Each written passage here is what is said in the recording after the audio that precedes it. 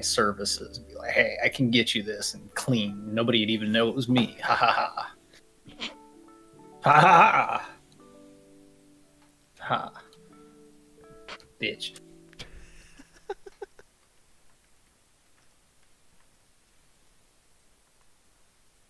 What about you?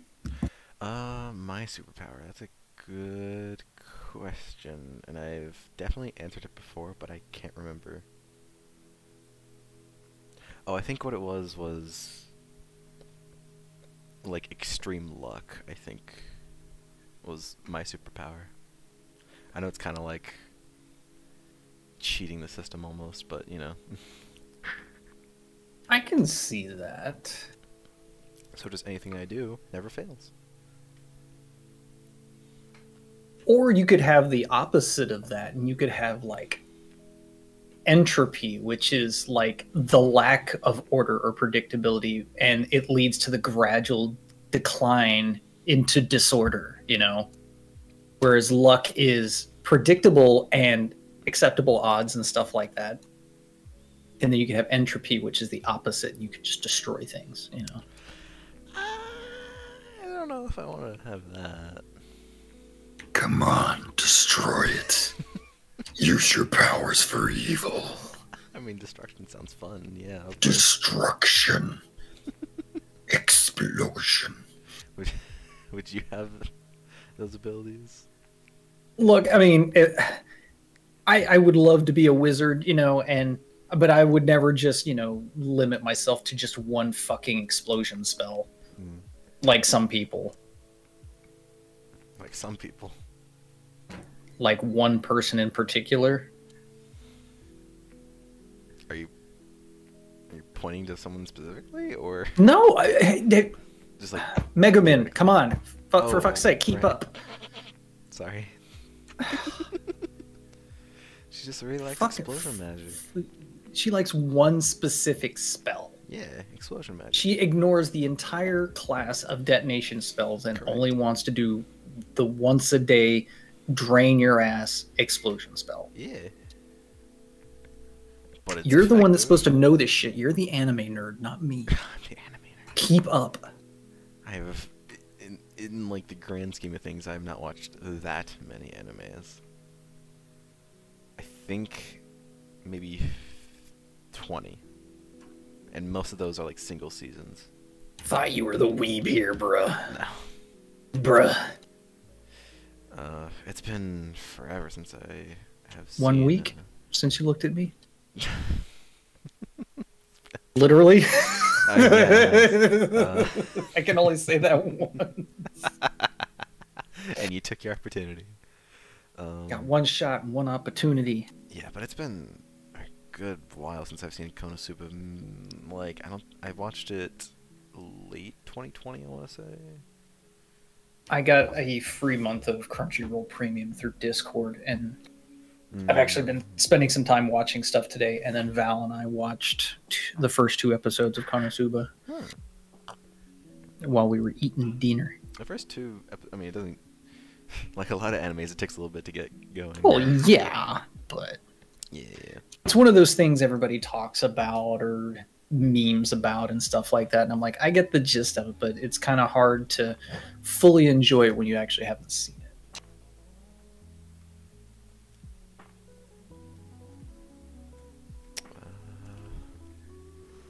Would you be up for doing Monster Road Trip, maybe? Yeah, I can do that. I think I still have it installed. Yeah.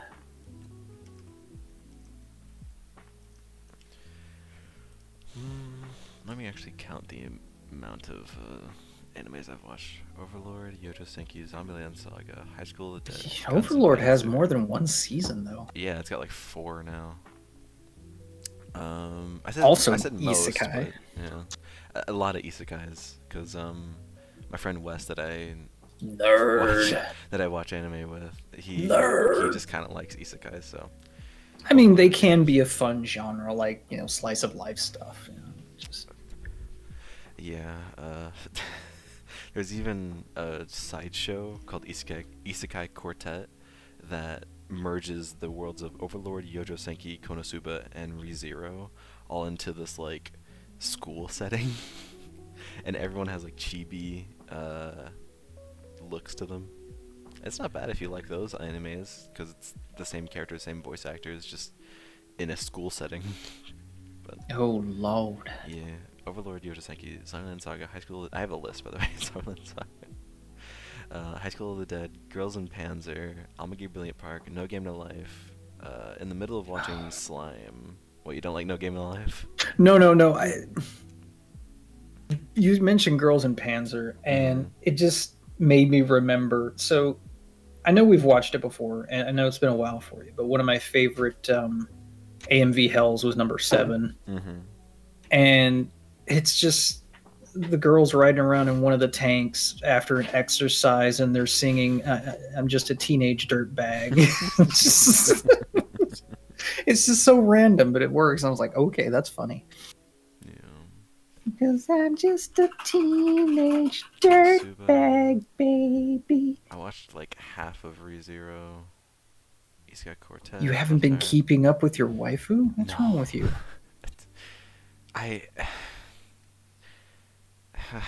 Dude, the only good thing about that show is Rem. The rest of the characters just aren't good. The story just isn't good. But Rem is the only saving grace of that show. Eventually I'll get around to it, but I don't know when that'll be. Today I started Chainsaw Man because I've read most of the manga. So I did the first episode of that, and then I did 3 episodes of Spy Family, and then I did 2 episodes of Konosuba. Half of DxD, Shimoneta, Gate, Umaru.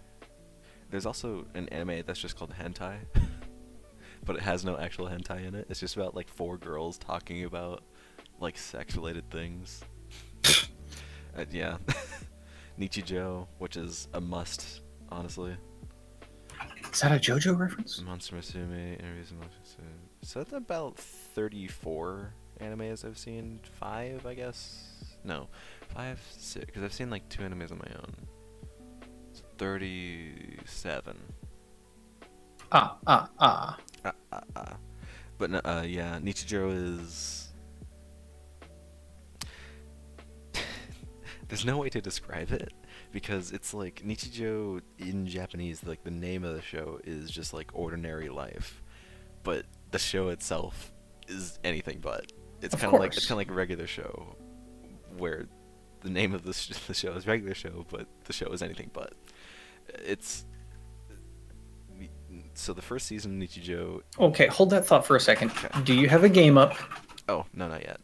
Because otherwise, you're just going to sit here with the stream starting logo for the next 20 minutes. Okay. Well, you know. I don't know, man. I was just having a conversation. I forgot I was supposed to be gaming in here. No, I mean, you know. No, I mean, you know. Having a nice conversation with my friends. Yes, you can continue to have a nice conversation, but we also have games to play. Okay. Nobody wants to watch a splash screen for 30 minutes. Okay, fine. Come on, man. You're the streamer boy here. You're the video game boy. Yeah. It's true. Ugh. Anyways. Ugh. So, yeah.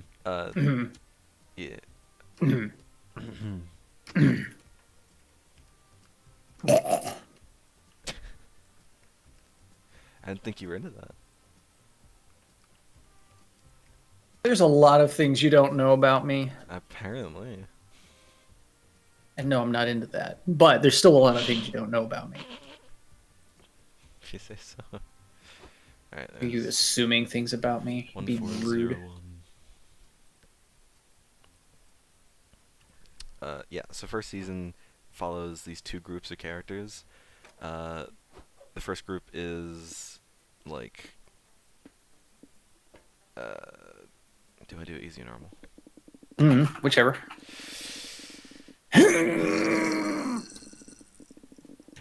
We'll just do normal. The road. Who do you want to be today? Who do you want to be today? I asked you first. Well, I want you to choose. That way I don't take your character. It doesn't matter who I pick. I picked Juan last time. It doesn't Juan, the matter. gigantic, muscly Latino magical cat. The fight. I mean, I guess it really doesn't matter what character I choose. Do you want to be the wiggly eldritch sausage? It's tempting, but I think I'll actually just go with Brian. I'm gonna be Zoe. Okay. Thing that weirds me out about the sausage is that the eye is just like drawn onto it. Yeah. Like if it had no eyes, there would be a problem. Or if it had an actual eye, I'd be okay with it. Or if it had a bajillion eyes, that would be fine too. But nah, I took a crayon and I drew an eyeball.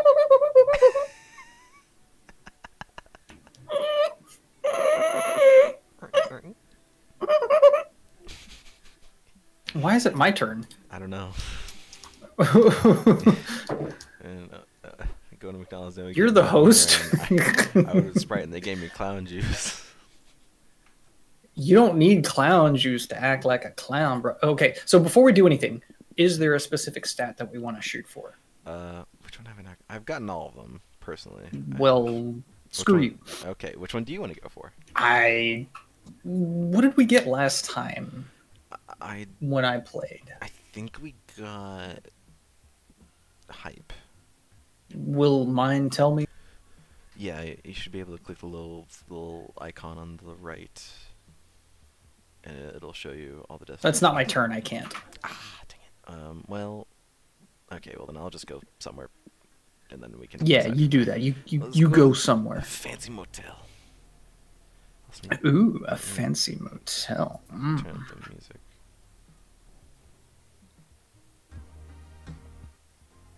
There we go. Okay, where do you stay when you're too cheap for a real hotel but too fussy for a regular motel? Here, apparently. Place is full of class, charm, and poise. 3 things you've always lacked, which means tonight is the perfect night to cosplay as a rich, fancy person. What do you do? Look at you taking your time and reading. Thanks. Well, normally you go through it at 100 miles an hour. So. So, you know, the faster you read, the faster it goes. Yeah, but you also mess up a lot. Eh, Also, do you really want to do it that fast? That's not impressive to me. but funny? No, you're not supposed to make it funny. It's supposed to be slow and steady. And, What are you talking about? I don't know. What are you talking about? I don't know what you talking about.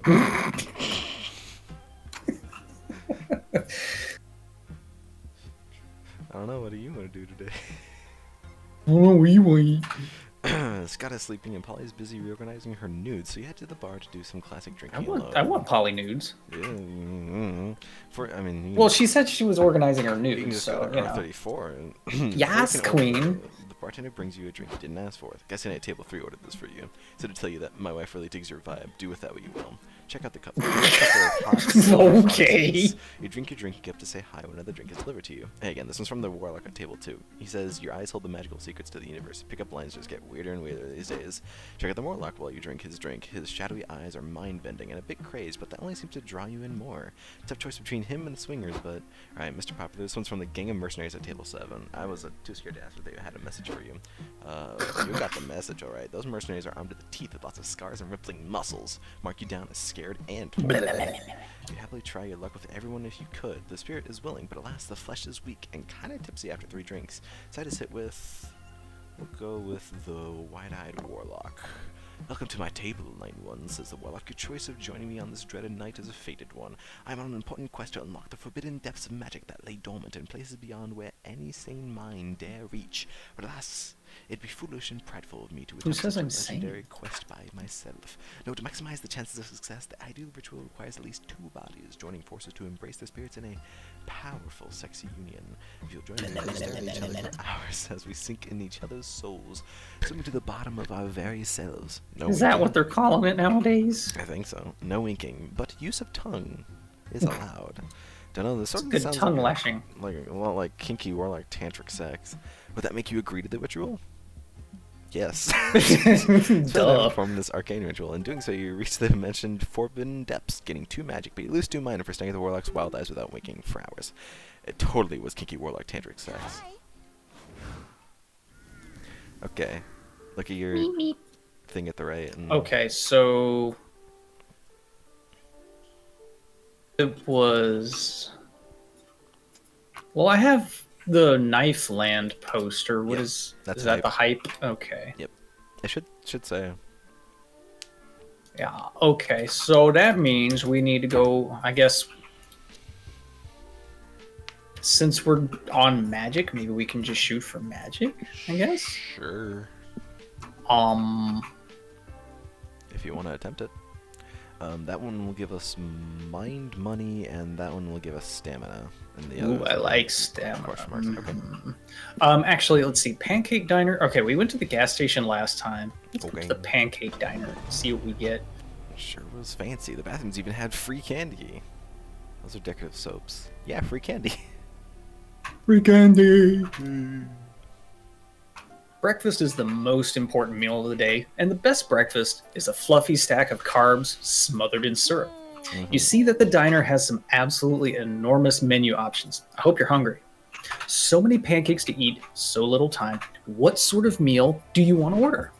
Do you want to just eat food like a regular person? Do you want to eat the biggest meal? Or do you want to have a pancake eating contest? Ooh. Well, the first two are a trade-off. Mm-hmm. And this one is Meaning you'll have a lot of stats that go up, but a lot of stats that also go down. And you can choose, depending on the choice that you make, how much they go up or down. And we're pretty early into the game, so I think we have some room to spare. Yeah. Let's have the pancake eating contest. You enter the diner and you're greeted by the hostess. It's the same dude from the previous place. Same girl, I think? I don't know. Is that a girl? I can't tell. I'm assuming she was supposed to be the girl that's like, you know, that walks out of the TV in the ring. That's like what she's based on. Really? Yeah. Welcome to the Pancake Paradise. That's Are how- any of you entering our pancake eating championship today? Championship? Nah, I didn't do any warm-up drills or anything. I think I just cheerlead from the sidelines.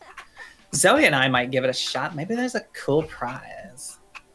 Hey, want me to mix some laxatives into the pancake batter to ensure a victory boot? Ooh. Tempting, but no thanks. If I'm going to eat a disgusting amount of carbs to win a competition, I'd rather do it on my own merit. First, you guys need to complete this readiness questionnaire to see if your body can handle the amount of pancake you're about to consume.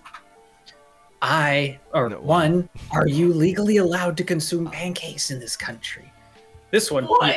yes. Let's hope she doesn't ask about Croatia. What?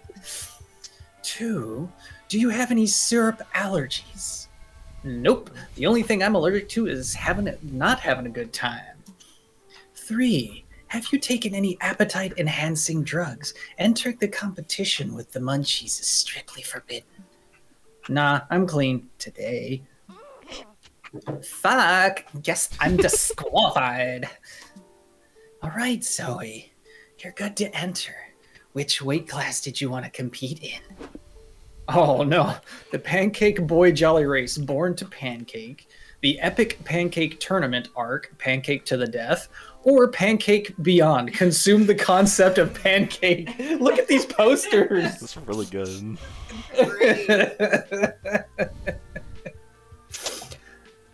What do you think? Pancake you said Beyond? We had the room, so if you want, Let's do it. you know, not the room by. I want to go further beyond. Fuck, I can't remember his name right now. Great, another theoretical pancologist. You'll be eating in the conference room. This greasy diner has a conference room? Yes, apparently, and it's full of uber-serious philosophers contemplating a stack of pancakes on the table. The discussion leader says, "Thank you all for gathering for our yearly conference on the consumption of the Pancake Beyond." They have Beyond flavored pancakes now? Cool! Thanks, Scott. Oh no. We aren't going to eat the pancakes on the table with our mouths. Theoretical pancology is the study of consuming pancakes with our minds. Oh. You see, we believe the term pancake was actually an ancient Greek philosophical concept, referring to the nutritional, intellectual, and even spiritual sustenance cosmically sealed within everything. Damn, that's wild. What evidence do you have to support this theory? I'm glad you asked. The word pancake begins with the Greek prefix pan, which means everything. Therefore, it translates to everything cake. Okay, and is that all you've got? Or it's good enough for me. How do you eat the pancake and everything? Well, we're still trying to figure that out.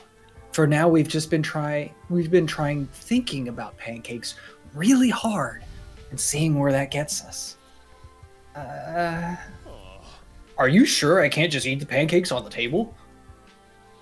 You're not exactly popular for choosing the philosophical conference where nobody eats pancakes. You lose 2 hype and 1 stamina. But after pondering with the theoretical pancologist for a while, you can sort of buy into their point of view, and you gain 2 magic and 1 mind anyway. Nice. That actually worked for magic then. I'm glad we got some magic out of it. Yeah. Hey, more magic. Alright. The troll gas station. Order something if you dare.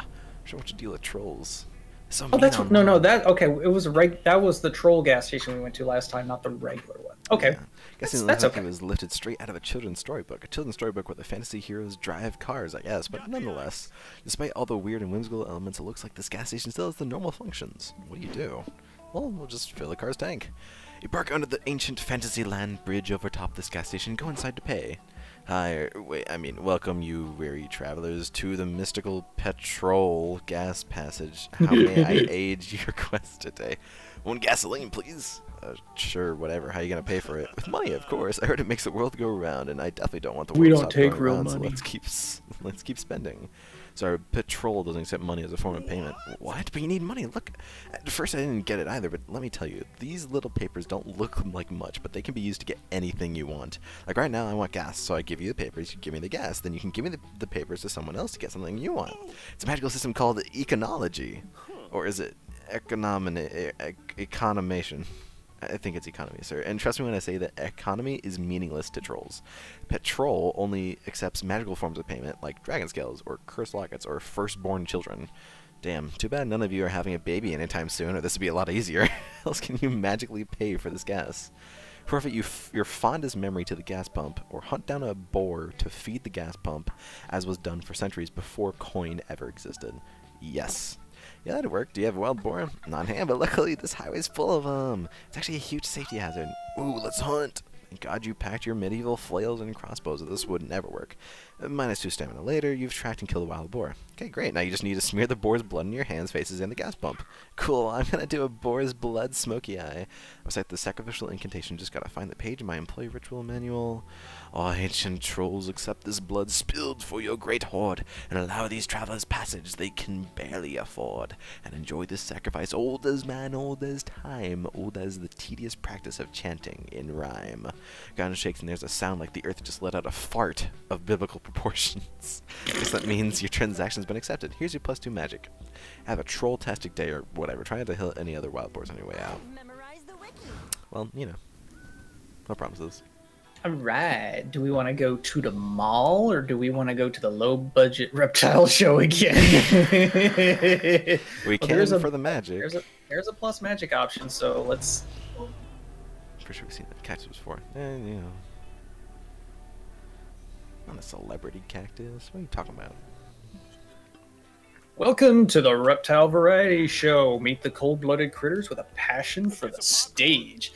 There are a few performances scheduled for today, and which show do you want to see? Oh, that's right. I can't do the Crocodile Magician. I don't want to do that one again. It was funny. Okay, well then we can do the Charming Snakes. I was hoping the magic option would be a different reptile. No. No, it stays the same. I guess we're gonna do Snake Charming, or in this case, Charming Snakes. You settle in to watch the Snake Charming show, but when they bring out the snakes, they don't bring any Charmers. Odd. Then the sensual music Oh no.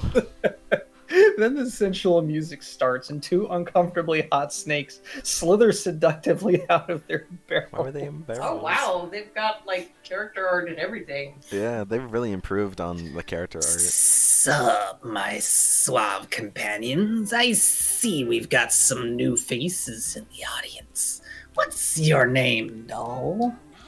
Polygeist, age 22-ish, sex, yes please, location, top, bottom, wherever you want me, baby. And who's this strong, muscular specimen? I'd love to sink my fangs into your rippling pectorals.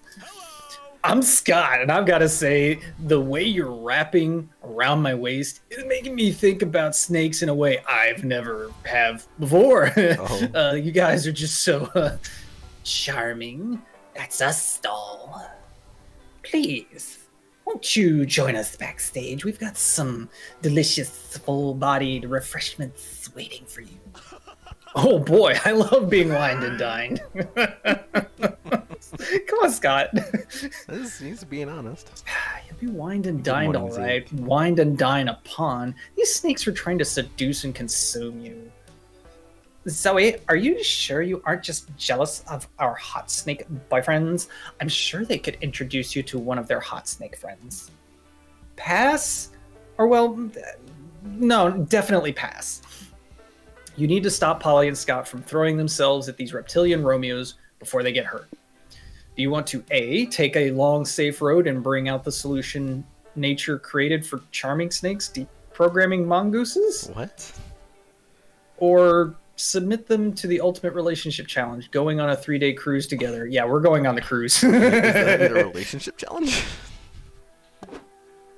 Soon you're all aboard Sailor Shrimp's barge to Augusta, Maine. Okay. It's hot, it's noisy, it's full of bitchy tourists, and it's expensive. The perfect breakup cocktail. So, this is a cruise, huh? Aren't these things supposed to, like, be fun? Still on the stool. Ahoy, passengers, says a man in a cheesy calamari costume. I'm Sailor Shrimp, your happy cruise guide. Who's ready for shuffleboard? Kill me again, bring me back to life, and kill me again. I'd rather do that than play shuffleboard. Cheer up, Buttercup, because there's tons of activities aboard Sailor Shrimp's barge. We've got karaoke, Trivial Pursuit, swimming in a crowded pool mere feet from the ocean.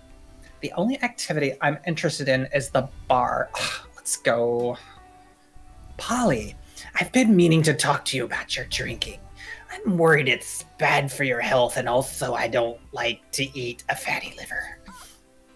Ugh, I'm done with you telling me what to drink, what to eat, and to practice fitting my head in your unhinged jaw. When do you get to do something? When do we get to do something I want to do? Ahoy, it's Sailor Shrimp here again. I need to assign you this screaming child. The deck's full of them and we don't know whose is whose and they keep falling overboard. Can you make sure this one doesn't die? Awesome sauce. Sure. Hey, little bro, you want to see my many erasers I can stuff up my nose? You're not seriously keeping this little crotch goblin, are you? Let's just eat him. No way. I admit I may be, misleading on my stance on eating people throughout our relationship, but only Wolf Scott is into that. Me, Scott, loves kids. I want some of my own someday. Do you, not want that? Ahoy again, this is Sailor Shrimp. Ahoy again, says Sailor Shrimp, king of not reading the room. Ready for your mandatory Sailor Shrimp barge family photo? Say shellfish. Your friends break up with their snake boyfriends and swim back to shore that night. You gain +2 soul for saving them, but you lose 2 money buying cruise tickets. I was afraid that was going to go on longer than it needed to. Yeah, me too. Well, we're good. Do you want to try dating someone again? You can do it if you would like to. Sure, I'll give it a shot. What's their strategy here? Do you remember what all these do? I don't remember all of them. What does the car do? The car will let you either gain like 1 up of your least stat and 1 down of your most stat, or I think it's 3 up of your most stat and 3 down of your least stat, or maybe it's the other way around. Or, I'm gonna go hang out with Scott and Polly then. Okay. Maybe it's not 3 up, but it's. You know, That sounds like a lot. It does sound like a lot. So maybe not 3, but like 2. Which one do you want to hang out with? It's not a difficult decision. They're the same thing. What do you mean they're the same thing? Resource gains and losses from location events are Oh. increased by 1. Yeah. Resource gains and losses from location events are increased by 1. So it's the same conversation effect. Right. So let's be nice. Let's hang out with Scott. Let's talk about his favorite sports team. Oh. I love my team. Life is so much easier when you know you've got a group of bros that'll always have your back. I think it's nice because we grow together through constant teamwork. And when we teamwork too much and get exhausted, we can also team leisure. Team leisure? Yeah, you know, doing the fun things you can do together as a team out of the field. That sounds funny. For a moment, I thought that was code for sex. Oh, there's sex sometimes, sure. Well, at least he's honest. Yeah. What?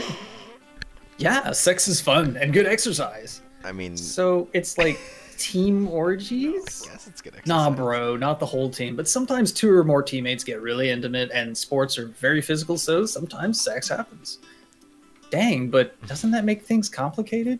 No way, bro. You just need to be, like, how do you say, more emotionally responsible. You know, communicate, care about the other people involved, and focus on having a fun time together. Smart. That's actually so wise, Scott. Oh, thanks, bro. You keep talking about sports for the rest of the night, and you end up strongly considering joining the team. Nice. Whenever the prank masters go hijinks, or wherever the prank masters go, hijinks ensue. Can you handle the consequences of their mess? Next week, all resource gains and losses from events are increased by 1. Okay. We got Ravi Yeah, go get a Ravi. and Valerie. Well, I mean, this is a decision. A Ravi or a Valerie. Ooh, a Ravi will let us. Oh wait, since we're going for magic, right? So then a Ravi See. will actually let us get magic, but we'll lose money. So we need to keep money at least somewhat steady. Yeah, we can do that. Okay. Alright, Aravi, come on. Invite Aravi to join your road trip. You seriously think I would want to travel with you? I mean, I guess I will, but not because I like you or anything. Alright, well, you know, if that's how you want to be. Bing, bing, bing, bing, bing, bing, bing, bing. Just take out the banjo. We can go LARPing, or we can go caves exploring. Caves, I don't know, I mean... Mm, LARPing? What? Let's go LARPing. I want to see what kind of shenanigans we can get up to. I'm going to dress as a tree. Really? In a fantasy medieval setting? It's a fantasy medieval tree. Oh. Poor Scott. Wow, this LARP is crawling with humans. Real, actual humans. And that's weird. This must be one of those areas where the dimensional fabric between the human and monster realms is starting to tear. Strangely, the humans aren't screaming or grabbing pitchforks, which goes against all you know about their thoughts on monsters. They must think you're your fellow humans dressed up for the LARP. Fine by you. Their ignorance is your bliss. Put the bow down, Polly. No. She got Look it. at this cute Scott picture right here. He looks so happy. He's happy. Well, he He's a always tree. looks happy. Yeah, he's Not a tree. always, but most of the time. He's a tree. He's a happy person. He is a happy person. He's a Hippie little boy. slow in the uptake sometimes, but yes, he is a happy person. You gotta say hippie. He's so happy. There you go. Happy boy. Since you're here, what LARP activity are you interested in trying? You want to do PvP, be a GM, or be an NPC? What do you want? Personally, I've never been a big fan of PvP, and I don't think Scott is either. Okay. Zoe definitely is not interested in PvP. No, Aravi would want to be the GM. I think Zoe would be more of an NPC kind of person. Okay. Well, I guess it depends on her mood, but let's see. She was at one point. Yeah. You're ready to get your medieval costumes and mead on. You just need to buy tickets, and they only cost 75 bucks just to stand in the hot sun with a wooden sword all day. God, nerds will pay for anything. Yeah. If the tickets are too pricey for you, you could get in free if you fill in for some of our NPCs who didn't show up today. Polly, what's an NPC? A non-player character. They have no real autonomy and only exist to interact with player characters and make the game interesting. Oh, Polly, are we NPCs? I try not to think about it. Yeah. Existential crisis. For the best. Anyway, let's do this. Do you have any openings for a sexy barmaid NPC who occasionally drips liquor on her lavish bosoms? No, we don't have anything like that. Can I be the Abraham Lincoln NPC? I heard he had a cool hat. Val's face palming. Was Abraham What? Lincoln an NPC?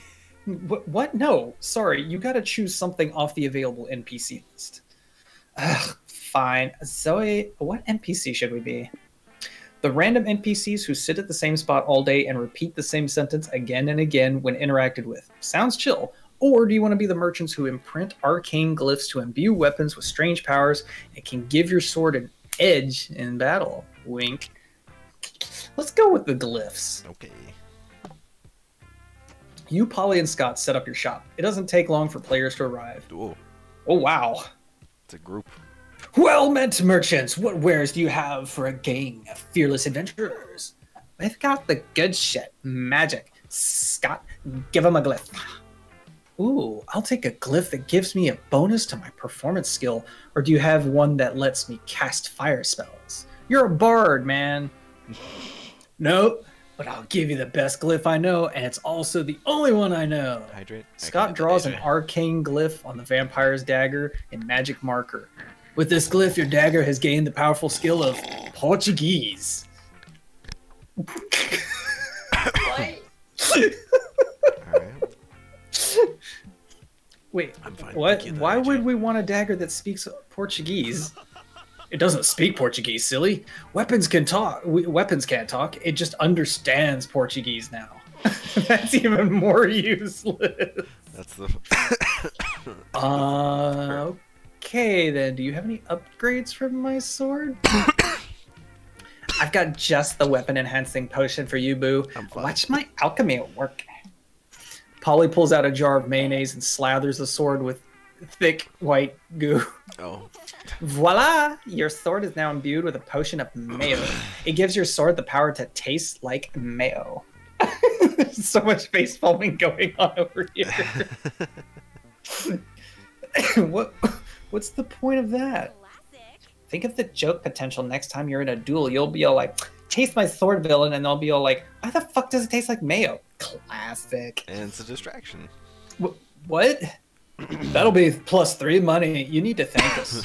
No need. Oh, they do not thank you, No which sucks, magic. because you just spent 3 magic manifesting the glyph and producing that potion. Fucking ungrateful humans. Imagine. Oh, we needed the money, though. I guess so. Sucks to be at the cost of magic, but, you know. Smiles of the rodeo. Let's go to the rodeo. We're there yet? I knew I should have fast traveled. Well, you know, if you wanted to fast travel, you shouldn't have come with us. Rodeos are an exciting celebration of all the parts of cowboy culture. Horseback riding, tying, steer wrestling, and eating obscene amounts of pulled pork. There are lots of events and exhibitions happening today. Which do you want to see? Rodeo clowns, lasso tricks, or bucking bulls? Let's see some rodeo clowns. You and your friends sit down to watch the rodeo clowns. They do funny dances and flips, and one runs around on a barrel to entertain the bulls. Then the clowns ask for a volunteer from the audience. An exciting man runs up. He does a Now, jig. before you get too far, are you paying attention to your chat? Yeah, I did. Okay, I'm just That's- making sure you're hydrating and I posture did. checking. That's what I did. You were talking while you were doing this, so you probably didn't notice, and that's why I coughed. Well, good. I slurped didn't a want. little I too didn't. hard. I didn't want like hydration ASMR. No, you get. He does a jig and accidentally kicks his boot into the bull's face. Bull has had enough of this shit and absolutely gores the volunteer with his horns. Going to give that bull a break, says the rodeo clown. Looks like we need a new volunteer now. Don't be scared. Hey, my friend Brian wants to volunteer. I never said that. Thanks, Polly. You got this, bro. She looks good in that outfit, though. Yeah. Yeah. Hold on. Okay. Uh-huh. Tell I'll me cheer more. you on. B-U-L-L. The other guy didn't do so well, but you will. Go! When you came on this trip to experience new things and entertain a pissed-off bull is certainly new for you. You head to the stage. And to bring out our next bull, says the clown. You know him, you love him, you may have even fucked him. It's Morty the Minotaur! Oh, boy. A new challenger approaches. Wait, you're entertaining Morty? Why is he even working at the rodeo? To make money, obviously, and my utterly muscular pre-workout smoothies don't pay for themselves. Also, my ass looks great in these chaps. It'd be a crime not to have an excuse to wear them every day. Yeah, that's fair. So, Brian, are you ready to amuse me with your antics? If not, prepare to be penetrated in a bad way. Fuck, Morty could bench press 10 of you and pick his teeth with your bones. Your one shot at surviving this is giving him a good show. Squeeze your brain and search for good jokes. Go full stand-up by performing a 1-hour special around a topic Morty can relate to, having the biggest dick energy. Go back to basics. Make Morty laugh by intensely tickling his marble-like abs for a full hour. We'll do the top one. Can anyone else here relate to having incredible, powerful BDE? Well, I totally can. How'd you guess? My dick's energy is so big, I can make the line at the coffee shop disappear with one look. Hilarious and relatable. My dick is also so big that the entire coffee shop can't help but look at my bulge. Seriously, when are they gonna start making underwear big enough to hold all this big dick energy? Am I right? You are right. They never make cute undies big enough for my dick. Why can't race car themed tidy whities come in an XXL? It's both a blessing and a curse. People don't like it when you cause a traffic pileup because your BDE was so blinding. It's happened to you too. Thank God I'm not the only one who's caused a 5-car pileup because I accidentally had my dick. How do you accidentally... Yeah, it's just your pants fall down and there you go. Yeah, the arm flops on table. Yeah. The stupid traffic cop ticketed me for indecent exposure. How is it my fault that they don't make my booty shorts big enough to hide my sack? Yes, go off. Thank you, Brian. Finally, comedians bringing awareness to the struggles of us big dick folks. I'm on Gordon today. Hell yeah, it takes big dick energy to tell jokes to a raging horny minotaur, but you did it. You lost 3 mind coming up with those jokes on the spot, but you gained 3 hype. Alright. Alright, do we want to go to a wedding, or do we want to go to a dungeon? We could use the mind at the dungeon. Yeah. It's... Ooh, kinky.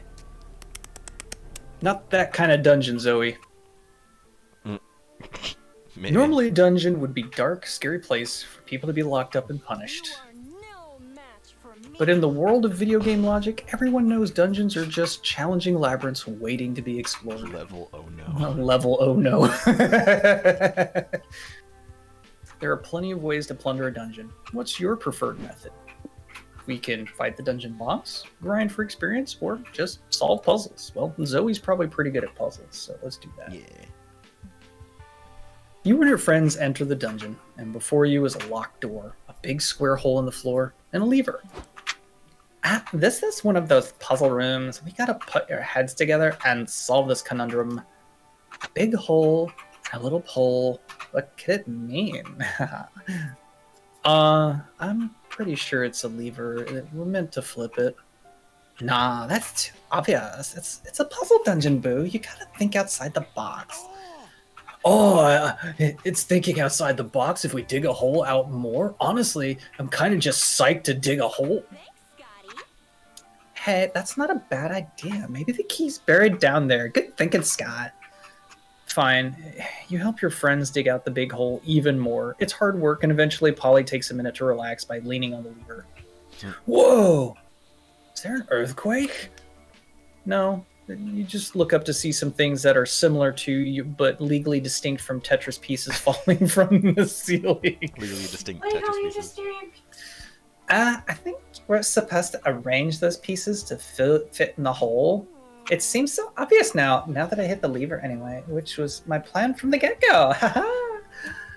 Sure, you, Polly, and Scott arranged the pieces the way they should have been, but the amount dug out accidentally made the hole exactly one piece bigger. One piece?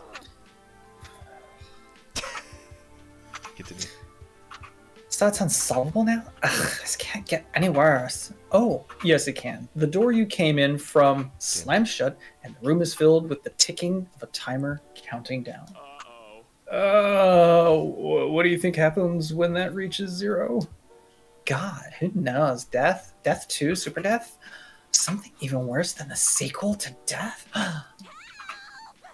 Zoe, can you do that thing where you solve our problems in an unexpected way before we succumb to a horrible fate? The sooner the better, please. It's time to put your yoga skills to use. Do the missing piece asana, or access the shop menu and see if this dungeon sells tips for puzzles or a skip this level option. Wow. We have enough money for probably the shop menu. I mean, that sounds also just funny. You cry out to the gods, demons, or GMs that might be listening. Please don't kill us. We'll pay to escape. Help! Suddenly, the bits of bone scattered around you that you thought were just a scene dressing assemble into an animated skeleton. Hello, he says cheerfully. I heard you were wanting to buy a hint. Please, feel free to pursue or peruse this ancient tablet of microtransactions. Ad-free dungeon experience, extra lives, exclusives, limited edition skins, get out of puzzle free cards. Wait, you can pay to just skip the whole level? Why is that even for sale? It makes the dungeon profitable, and we used to be in the red, what with adventurers looting us all the time. But with these premium options, we can profit and also provide a stimulating, mind-enhancing puzzle experience, even for those who are less intelligent. What are you trying to say? We aren't dumb. We're great at dungeons, right, Scott? I wasn't paying attention. Look, I bought this top hat from the tablet. Did we win the puzzle now? He's got top hat and a monocle. Fine, he's got you there. You paid 3 money to skip the level and get on with your lives. Well then. Hey, magic.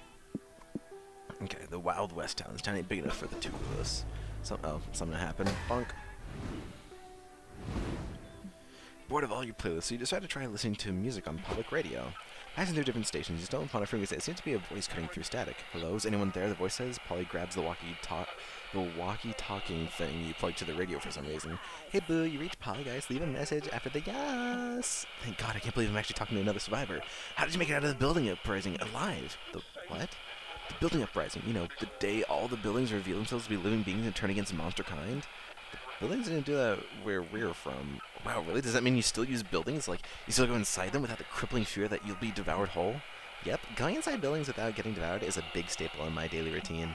Oh no, that means I still use toilets too. God, you haven't figured out what important messed up role toilets play in the building's plans. And carpets, you haven't even discovered what they actually are to the building's horrible anatomy yet. You hear screaming in the background of the radio transmission. Oh yeah, I almost forgot, the radio voice says. I was sending out a distress signal because my camp of survivors is being attacked by murderous buildings. Can you help us? Jeez, Boom, maybe start with that next time? Well, looks like all these deaths are on your conscience unless you can figure out a way to help this apocalypse survivor from the comfort of your car. Like a sound investment come the 1% all buildings must buy by the landlord.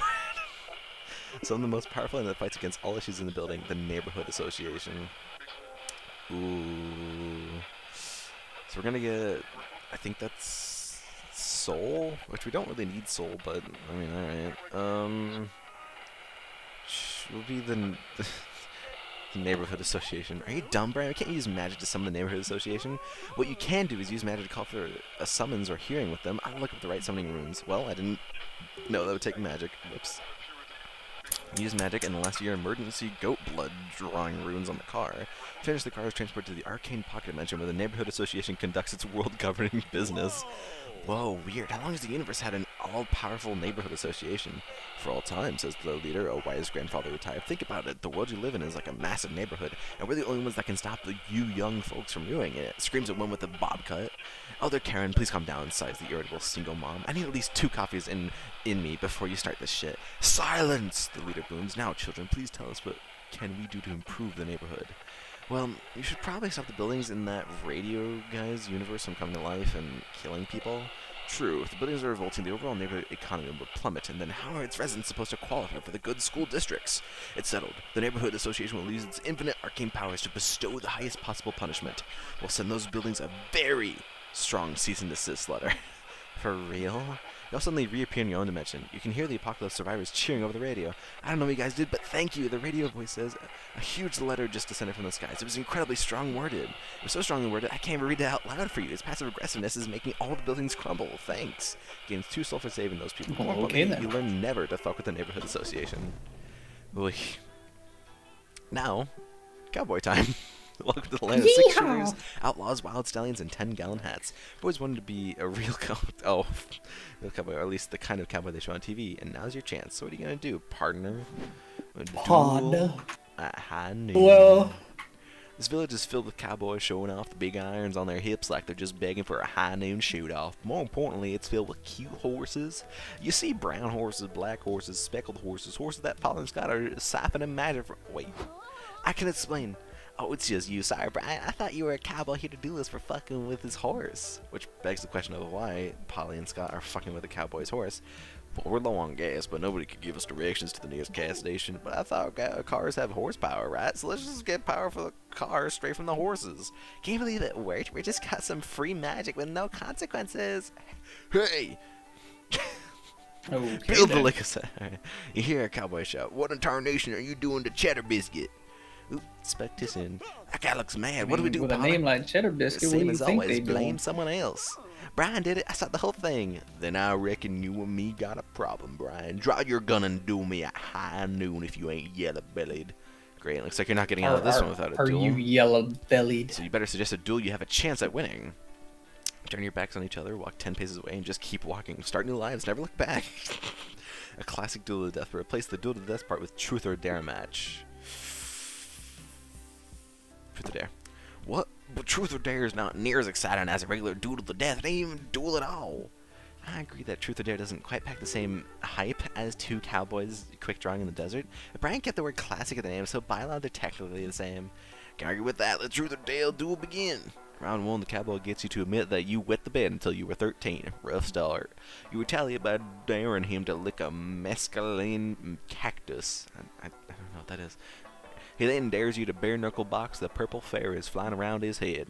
You point out that you can't do that because he's hallucinating them, but he leaves a point anyway. It's looking bleak, but then inspiration hits you. You dare the cowboy to shoot himself in the leg. Normally I'd think about shooting myself in the leg is a pretty dumb idea, but I don't want to lose, and I didn't get to shoot anything earlier, so why not? The cowboy shoots himself in the leg and quickly remembers why not. Fatal blood loss. Good work, bro. You live another day. Or at least until Scott or I somehow endanger yourself with our antics again. Yeah, I thought you and Scott could do your best to not do that. Unlikely. Now let's go. We've got a road trip to survive.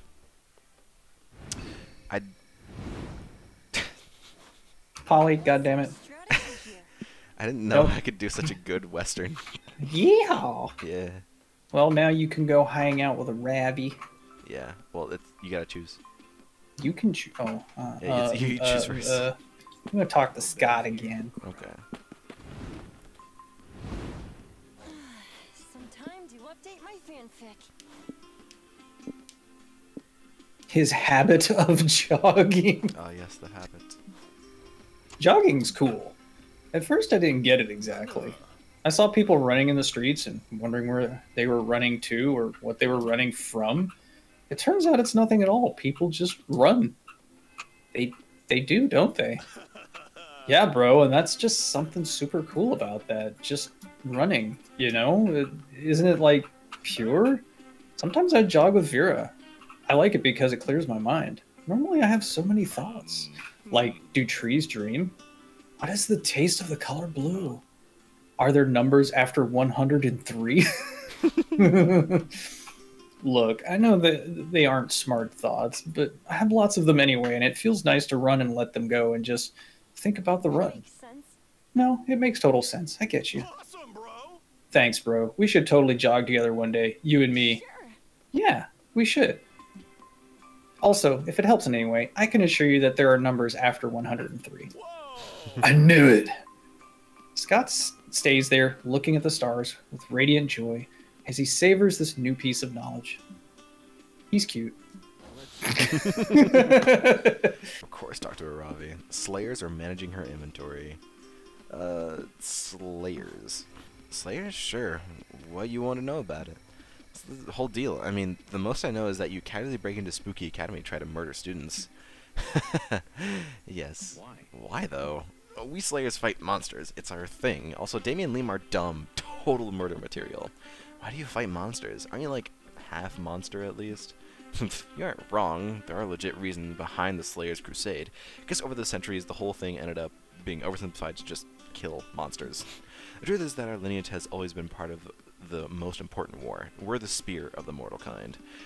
There are ancient entities that prey on our reality. Our lineage intertwines with the centuries-long journey to end the evil these entities produce and to find a way to end them once and for all. Sounds intense. It is fucking intense. I dream of being not just a slayer, but the Slayer, the legendary hero that managed to pierce the heart of an old deity for the first time. It's more than one, but it takes just one. That'll be enough for mortal kind to see they can bleed. So, how do you go from that to casually trying to murder students at our school? Yes, you see, most of us Slayers have human blood. The human realm is the safest place away from the ancient entities. Other realms are infected by the corrupting power of the old deities. Damien is from Hell, which might be the most corrupted realm, and Liam commanded armies for the dark side, which was created by the old deities as a passage to invade the monster realm. It took me some time, but I now know they're not pawns playing for the other side. Not anymore, at least. I may still murder them, just because they have such stupid faces. We'll see. Yikes. Yikes, Aravi. You wanted to know, what can I say? I'm a straight shooter, quite literally. Keep talking about the Slayers for the rest of the night. There's a lot to them, and it feels good to get to know Aravi better. Yay, we'll get magic, but we'll lose money, but that's okay. Alright. We're trying, but... We're doing so well. Yeah. These games can really last a while. Take this slow. But now that we have Aravi, hopefully it should go a little better. We'll get some money. 30 bucks for a seance? Here I am talking to people for free. Yeah. Is fortune telling real or is it all bogus? Only one way to find out. The psychic who runs this caravan has a sign posted outside with the different services she offers. So many different ways to glimpse the future. What do you want to do? Palm reading. Decided to go with a palm reading. It'll be almost like holding hands with someone you care about. Welcome to the Hope Halco's tent of the great beyond. Are you here to get your palm read? Yep, I'm always making decisions on the fly with no foresight or planning. It'd be nice to know what the future holds for a change. Okay, let's have a look at those palm lines. Oh, wow. Well, Hope, what does it say? Shh, quit talking. I'm reading the best part. The best part of what? My hand wrinkles? Oh, shit, I never saw that twist coming. Pretty sure the last thing you want to hear from your psychic is, I never saw that coming. Okay, this is gold. Brian, I promise if you stick with me as your agent, there's a lot of money in your future. Oh, it's this one again. Oh, did we do this one? Yeah, we did this one last time I played. Totally forgot. Hope has published a hardcover photo of your palm through a major psychic publishing house. It's a national bestseller. Okay. Well, if we already did it, then... let me see. We did the infinite timelines one last time. Okay. Sequel: A person's life is their offspring's lives. Phase 1: get a baby. Use their baby palm for. Sequel: profit ka-ching. Gonna be a parent? Does that mean Scott and I can finally fulfill our destiny roles as goofy uncle and wine aunt? This rules. What sort of wacky misadventures will we get into? I bet it'd make a great TV show plot. We could call it The Wacky Misadventures of Three Friends and a Baby. Good idea, Scotty. We can even write a theme song so no one told you life was gonna be this way. No, you misunderstand. I'm not gonna have a baby. I'll just get a baby and officially declare it my dependent. Okay, I guess that would technically work. Found family and all that shit. Are you gonna do the adoption route? Fuck no, that'd take too long, and there's no way I can pass a background check. I'll get a baby the next best way. Bribing someone. Take your friends to a diaper commercial audition. Hundreds of greedy parents have arrived to turn their newborns into new money. You corner the first little bundle of joy you see and ask his mother if she'd like to sell their son's lifelong services to you in the least creepy way possible. Does it pay? I'm down, says the mom. Are you here shooting a rival diaper commercial or something? Or actually publishing a book? Well, it's more of a sequel of a palm. Oh, you just need his palm? Sure, just hold his arm still. I've got a pocket knife somewhere. Oh, jeez. What? No, I'm just publishing a picture of his palm. I don't need a severed baby hand. Jeez. Publish Brian's Palm 2 and credit Brian Jr. as their ghostwriter. Lose 3 soul for sort of using child labor, but you make 3 money. So, you know. Tangle my tentacles first. Money, money, money, money. Money. Okay, so do we want the graveyard or do we want the shaded property? I And, think either would really be fine, so it's up to you. let's go visit the creepy graveyard. I'm sure. Okay. Yeah, dead people love pranks. Just like your dad. Ouch. Graveyards are solemn, quiet places made for reflection and paying respects to the dead. Hello? If you're a snooze fest, but you're with Polly and Scott, which means a graveyard is the perfect place to play a prank. The only question is, Cup what's the telephones. best... What? What Zoe's doing. Is she talking to a can? Yeah. Hey, can you hear me down there? Do we want to raise the dead, spook people by posing as ghosts, or crash a funeral? This is up to you. I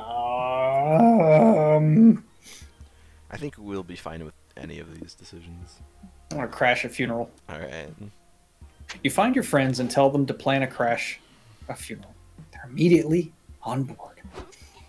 A funeral crashing, one of my favorite pastimes. It's like wedding crashing, but for ghosts, geriatrics, and thrice widowed girl bosses.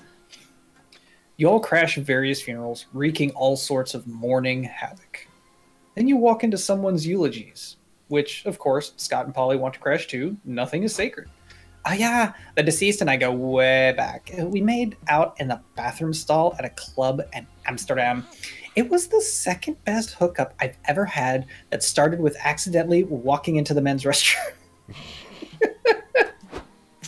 Me and the deceased were best friends. We met at the zoo and had a really great conversation, and we met up there again every day for months.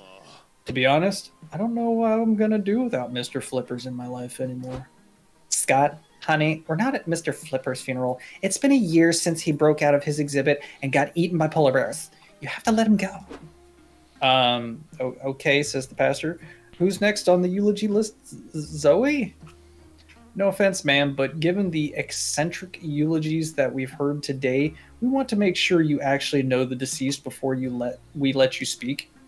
Damn, you were gonna say they will be missed and get back to eating cream puffs, but now you gotta come up with a lie on the spot. Mm-hmm.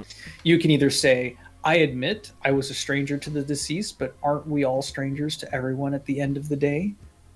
Do you say, I was the deceased's secret lover? Or do you say, I know the deceased because I am the deceased? It's me! It's me, Austin. Okay, Golden Freddy, get out of here. Go away. It's Austin. me. It's me all along, Austin. What? What? But how? The crowd explodes as everyone freaks out over your admission. This gives you time to do some sleight of hand tricks to really bring your prank home. Someone check the coffin, one person cries. Oh my god, it's full of confetti. But if Zoe is really deceased, why does she look like Zoe? Not for long. You use your sleight of hand magic to rip off your face and reveal the deceased's face underneath. Dun, Zoe could like actually do that. You declare that you're here to say your last goodbyes and to incriminate your murderer. The murderer's here? Oh shit. Who done it, Gary? It was me, cries the pastor, brandishing a gun. I look so forward to officiating your funeral, Gary, so much that I killed you, and I'll do it again if I must. Who gave the pastor a gun? He brought it with him. Oh. Nobody gave him the gun. Well, The pastor's gun fires. Everyone screams. You fall, clutching the bullet wound in your chest. You feel your life fading, but with a final sleight of hand, you remove your face one more time. You may shoot me, pastor, but would you shoot yourself? Holy shit, plot twist upon plot twist. Wait, but if Zoe is actually Gary, who's actually the pastor all along, then where's Zoe? Oh my god. Sitting in your chair, of course, the same place you were all along. You smile and eat a cream puff, and Scott's mind gets completely blown. The pastor dies of his technically self-inflicted bullet wounds. You gain 4 hype, 1 magic, but you lose Nice. 3 soul and 2 mind for your Hey. mind-bending prank. That was really good. That was really good. I like that. Whoa, what a twist. Try to keep our. Well, I think our money is fine. I like the gift shop is existence is pain. Well, I mean, you're in a gift shop. Of course existence is pain. Oh, I'm just gonna throw a phase, mom. It's just a phase, Mom. God. Oh, these are both really good decisions. Ooh, Well, do you I'll want to actually go be- for the money loss one? Okay. If I buy you guys gifts, I'm not sure if this gift shop is the best place for that. Hey, bro, Yeah. what are you doing in here? What? Oh, we're doing. What are you we're doing, stre- Step Bro? We're streaming. We're streaming, bruh. Yes. That's why we're This here. is Saturday night, bruh. Yeah. That's why we're Why are here. you sharing your screen? Tell them to go to your stream. Well, I mean, you can, you know, That's you can what be it's here there for. and comment. What sort of gift shop even is this? Just a pop-up stand in the middle of the desert? And what are these products for sale? What are they for? What are they even made of? Well, this is definitely weird, but you might as well. Actually, I'm gonna go for the cash up. Get the money. Yeah, I'm gonna get the money instead of lose the money. Bring the shop to the next level. You and your friends get out of the car and enter whatever this place is. Look at my gift shop, gullible consumers. Feast your eyes on my shelves of products. Yeah, you've got a lot of cool rocks and stuff for sale here. What does all this stuff do? Why ask questions when you can just enjoy things in ignorant bliss? Good point. Nils, you've got a really great business idea here. Have you ever considered bringing this little gift shop stand to the next level? Of course, soon my shop and I will ascend to the next evolutionary level, and then I will fight God. Typical RPG logic. I see. Cool. Yeah. Well, I'll be in the stream. Okay. You can do that, Wes. Cool, cool. But how are you gonna profit from that? I guess I never considered that. Do you have any ideas? Oh yeah, my friends and I are total business masters. Tell them, Scott. Can't talk now. I was smelling Noodles mystery rocks and got one stuck up my nose. Inhale harder and bend my creations into your brain. Okay, Brian, it's up to you. Tell Noodles all about how we're gonna turn this little roadside stand to the hottest shop in the middle of nowhere. Guerrilla marketing. Throw the products at unexpecting pedestrians. They will surely notice when it hits their face, and you can sell them more rocks to fight back. Plan a big, complex media strategy to redefine rock beauty canon so you can legally name these precious stones and sell them at a higher price point. I like the top one. Our whole strategy is just throwing rocks at people? Wouldn't that make everyone mad at us? Well, it's like they say, fuck around and find out. Noodles, Thanks, with no Noodles. hesitation or remorse, throws a rock at a passing pedestrian's forehead. Ow, says the pedestrian, why would you do that? You could have killed me. Trust me, dear customer, were it not for the laws of this land, I would have joyfully slaughtered Wow, Noodles is a fucking you. psychopath. He is. You probably Noodles throw more rocks at passerbys. If they didn't want rocks thrown at them, why did they come to the desert in the first place, right? Soon an angry mob with a collective headache fronts Noodles' stand. Why are you throwing rocks at us, they demand. Cause I'm sick and twisted, but for a small fee, you can buy a rock of your own to throw back at me. Fine, we will. Hope you like the taste of granite, motherfucker. Buy rocks to throw at Noodles. Noodles ducks, and the rocks phase right through Polly's forehead and hit more innocent bystanders. Check it out! Word of marketing! We did it, guys! What you did was start an all-out rock-throwing war in the middle of the desert as people buy more rocks to throw at each other. Success, you guys? After lots of marketing research, I think we can say for sure that throwing rocks at strangers isn't nice. Yeah, fine. We lost 3 soul, but Noodles paid us 3 money in Curtis and consultancy fees. That kind of cash we could buy good karma. I'm proud of you. Thank you. Win this thing. We might need soul. Well, Well, the experimental prison or the post-apocalyptic settlement. Let's go to the experimental prison. okay. We've been grinding this road forever. Normal people call that driving, Arabi. No, it's grinding. I like grinding. The tires are grinding on the road. You're faced with a very strange prison. I have no clue why you want to break into a prison as a fun road trip activity, but it's safe to say that the place isn't your typical penitentiary. Maybe the morbid curiosity is getting to you. In any case, what are you hoping to find inside the prison? Impossible mazes, deadly games, complex rules. We get hype. We're good on hype. Yeah. Did we do impossible mazes last time? I can't remember. Can't remember either. Either one is fine though. Coach is trying to figure out which one to play. Oh, I so hope we find Coach. Well, you hope we find Coach again. What is this? Great Minus, time. no, we don't want to lose any more stamina. So. You all go to the prison entrance to inquire about a tour, but the security guards just hit you over the heads with their batons and you're unconscious. Bummer. What's going on? Where are we? I was gonna ask the same question. Dahlia, how'd you get here? No idea. I was leading my armies to conquer a lesser nation, typically Tuesday, and then blacked out and woke up in this weird maze. Just then, you hear a mystery voice over the intercom. Welcome to the Death Maze. Find the exit or die for our amusement.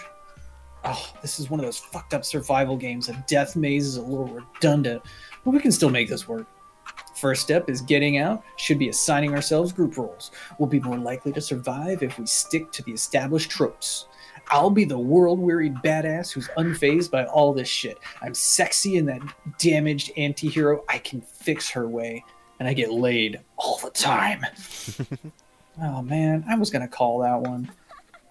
I call being the annoying panicky girl who's totally not cut out for this high-stakes situation. Watch, I'll get into character. We're never gonna get out of here. We're all gonna die. I'm scared. Wow, Polly, great acting. You really made me believe for a second that we aren't getting out of here and we're all gonna die. Good try. Could I be the dumb jock with a heart of gold? I'm really good at that one. Sure. What about Zoe, though? Maybe she should be the one who dies in the first 10 minutes to establish the stakes. Wow. Hard pass. You decide to be the quiet weirdo who solves lots of puzzles because they're secretly part of the evil corporation behind the maze, or the thief. It's the best class for this adventure with the disarm traps as its starting skill and a spell to double the loot you get from each room. I like both of those. You have to choose. I know, but I don't know how much loot I'm gonna get out of a prison. You could try. Okay, let's go the Cosmo route. Okay. God damn it, Zoe. Why always trying to bring role-playing into every situation? It's funny. It's not even a fun kind of role-playing. It's funny. Yeah, this may be a labyrinth, but it's obviously not the kind with a minotaur or dragon to slay at the end. Stick to one genre. Come on, this will be fun. Dahlia can even be the barbarian if she plays along. Do I get a cool axe? Duh. You toss Dahlia the cursed great axe you keep on hand for emergency LARPing Emergency purposes. LARPing. I am suddenly very into this plan. You make that maze your bitch. With your sleight of hand skill, you easily disarm most of the traps. And if you can't, there's always plan B. I roll to smash the puny trap into a million pieces. You do that. In the last You room, do in the last room, a secret door opens and several guards run in.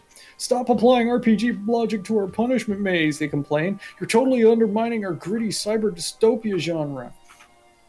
So you're the fucks that put us here. You made a big mistake. I activate my barbarian rage. Oh no. It turns out the maze runner's laser guns are weak against enraged buff lady that fuck enormous axe. Dahlia hacks them to bits with ease. Okay, fine. I admit that worked, but I still say next time we get trapped in a punishment maze, we try the fun kind of role-playing to get out. You leave the maze through the secret door, and by casting your... Oof, yeah. Magic. No. We need that. It's okay, we get one magic up, I guess. Oh boy, this is gonna take a while. Time to chill out. Alright, well, I'll talk to Ravi one more time. What's our strategy here? I'm gonna get some information. Okay. Let's choose wisely. So basically it means that whatever place you choose will happen in the next turn. Well, there's no soul here. No soul, but there is Might as well magic. just go for the magic then. Yep. Let's see what the comfiest spot is. Talk to Ravi. Her recent achievements. Yeah, recently I got the scroll for mounts. The what now? It's part of a school that gives you a special skill for riding mounts. I had to visit a sanctuary in the mountains to get it, where I faced riding challenges while a wise monk reviewed my technique. Robbie, do you mean you got your driver's license? My driving what? No, Brian, I told you. It's a magic scroll that gives you the skill to ride mounts. The scroll of mounts. Pretty sure it's a driver's license. The thing is, I crawl so many dungeons, I have quite a bit of loot. So I was thinking of getting myself a good mount. Tell me, what would be a good mount for Robbie Mishra? Good question. I value adaptability over speed, really. When I travel, it's less about being in a rush and more about going to faraway lands, sometimes inhospitable ones. I need a good, reliable mount that doesn't require lots of maintenance. I adventure too much to spend much time and gold on the mount. Ugh. Extra points if I can put a cup holder on it. That's always useful. One of them cup holders. A couple of red truck. The red truck. Blue truck. Cup holders. No one else is gonna get that. It's so inside. Oh my god. Can't imagine without a good cup of coffee. And you know it, Brian. Perfect. I think I know enough now. I'll proceed to give you the best mount recommendation ever. Well, that's bold of you. Let's raise the stakes. If your recommendation is bullshit, I'll just stab you in the leg and leave. Okay, search for the best mount suggestion in your phone. Well, luckily, I can't lose this, but Secretariat, a celebrity racehorse, remains the undefeated champion thanks to its strict keto diet and its daily dose of scenic strolls in the beach. Bizball, the battle boar, it's a seasoned, sturdy mount known for being mad thick. And Bagoats, the regular-sized rabbit. It's a very portable mount with the cutest whiskers. I like all of these, but I'm gonna go with the rabbit one. Nope, mad thick one. That's what I was gonna pick. Look at that. Look at this bodacious boar. Bizball, huh? Yeah, it's even spelled the fancy diuresis, but my phone doesn't display it properly. And by your phone, we mean this game. We can't support diuresis, damn it. But you can let your imagination fly. Imagine there's a diuresis in Bizball, and you can even be adventurous and put it over an unexpected letter. Go for it. Oh la la, battle board with a fancy name. Sign me up. Name's homage to that famous bard that sang the much more danceable version of Ave Maria. Look it up. Okay, enough about the name. Ave Maria. Don't get me wrong, it's cool, but I am here to look for a good mount, Brian. Well, look no further. Bizball is sturdy, big, and durable. Its thick skin, you know, 2 C's, is perfect for resisting all sorts of terrains and temperatures. It can also survive attacks and other collisions. Not wrong. Not wrong. Look at that big boar butt. Surely put a cup holder there. I could fight while mounted and drink my coffee. Now that's something. Brian, I think you nailed it here. Bizball could very well become my mount. I am in debt to you. Pay it back by taking me for a ride on your battle boar. Okay, it's a date. A what? Date? I mean, I just mean I'll take you on a road on my battle boar, okay? Make it every way you will. Okay, it's a date. Keep looking at pics of Bizball while Robbie daydreams about the cool trip she'll take when she gets it. Yes. Ooh la la. Alright, you're up. Oh, wait. Yeah, you still have to click the button. Right. I click a button. You click the Time has button. come to push the button. Push the button. I've memorized the wiki. All right. Now Where's we the can lake? go to the lake or the space station. We're going to the lake. Isn't it cool how nothing ever happens on the road? What's gonna happen? Clonk. Could be the... Yep, okay. Could be the narrator. Hey, you just reached a high amount of magic. Good for you. Does that mean you're aiming for the magic-based We're destination? trying. If so, there's a wacky adventure that could unlock a layer for that destination. Do you want to go for it? Yeah. Duh. Great. The adventure will be waiting for you on the road. Sorry for breaking the fourth wall. See ya. Wouldn't want to be ya. On a hot, sunny day like this, a lake visit is the perfect way to beat the No heat. sharing. It's also the perfect excuse to see your hot friends in swimsuits. Not that you were fantasizing about that this whole time. Nope, definitely not. Anyway, what do you do now that you're here? Go swimming, build sandcastles, or collect seashells? Well, we definitely want to do seashells. Yeah. You just gotten Polly set to collecting seashells. Is this the one where there was like a housing market of shells or something? I don't remember. Check this shell out, Scott. Hold it up to your ear. Oh, does it sound like the ocean waves? Nah, better. It sounds like a vaporwave music.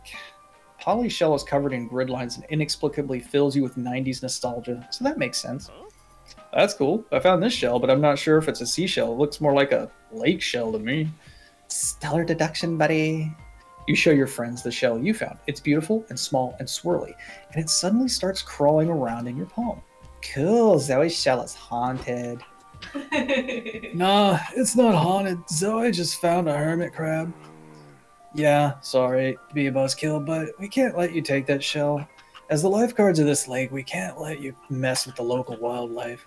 Yeah, it could be bad for, like, the environment or something. Plus, having a bunch of sad, homeless hermit crabs around would really harsh the vibe around here. Oh, no. You're right. We wouldn't want a hermit crab homewreckers. What if Zoe traded the hermit crab for something its shell instead of just taking it? Sure. As long as this is a fair and square exchange of goods and not a theft situation, we're cool. Fair enough. What do you give the hermit crab in exchange for its shell?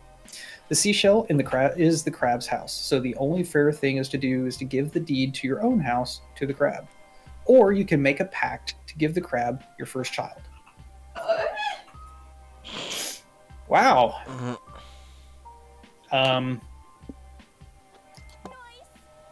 Well, you get the shell and you don't have to pay for birth control? Sweet deal.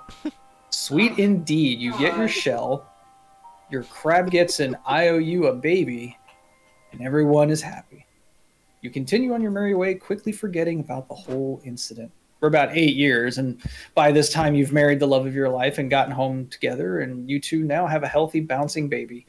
You and your spouse are cuddling your little bundle of joy when you hear a quiet yet insistent knock at the door. It's the hermit crab. What's happening, honey? The spouse cries. Why is a hermit crab trying to take our baby out of my arms? You explain that you promised the crab your first child in exchange for its shell. It seemed like a good idea at the time. You're sure that you could convince the spouse it was worth if you showed them the shell. But you traded it to a raccoon 3 years ago for a plate of spaghetti. What? It's just a plate of spaghetti. Damn it, Zoe. This is why we're getting a divorce, you know. You're terrible at bartering. Jesus. That is also be why your spouse is getting the house and everything you own in the settlement. When will you learn? But that's years from now. All you know right now is that you lose 3 soul from your heartless decision, but you gain 3 magic from your shell. Ooh, pretty. Oof. Oof. Somewhere that gives a soul money. Money and money. Money and blank. Well, I guess we're going in blind. Must be the only idiot driving into the city. Okay, another thing that happens. Driving along when you pass your friend Dahlia, fleeing a burning castle on a chariot pulled by a griffin holding overflowing bags of gold coins. Hey Dahlia, what are you up to? Hey, just another seed gone right. I won't bore you with the details. I'd much rather hear about the wacky mess you guys have been going on. Right now we're on our way to a pocket dimension filled with magic and mayhem. Actually, do you want to come with us? I've heard this place is most fun to visit when you have an adventuring party. I'm intrigued. A magical realm full of riches to pillage and beasties to defeat sounds exactly like my scene. Guys, sure you prepared for an adventure, though? I know books and movies made the idea of a plucky band of idiots going on a heroic journey seem real easy, but this is real life we're talking about. You're heading into the unknown where death could be waiting for you around every corner. You gotta prepare for anything. I hear you. What do you think we should bring on the adventure, then? Don't ask me. Those sort of questions are what war advisors are for. I'm a general, a woman of action. Well, the closest thing we got to an advisor is Brian, so what you got, boo? Summon a powerful creature that would take magic. We'll use a currency. You must acquire the only thing that holds value everywhere. Porn. Fuck yeah, man. Mama loves porn. I'm sure she does. Isn't porn notorious for spreading misinformation, giving consumers unhealthy expectations about natural intercourse? Well, Scott, that was deep. Thanks. Liam said those words to me once. I don't know what they all mean, but I knew it was a good point. Porn can't be that bad, can it? If it's so bad, why does it make me feel so good? Like anything else, porn is fine as long as you consume it reasonably and critically. Besides, it can be informative, not about realistic sex, but it also has lots of info about nice butts. Look at this porn star's butt. It's very educational.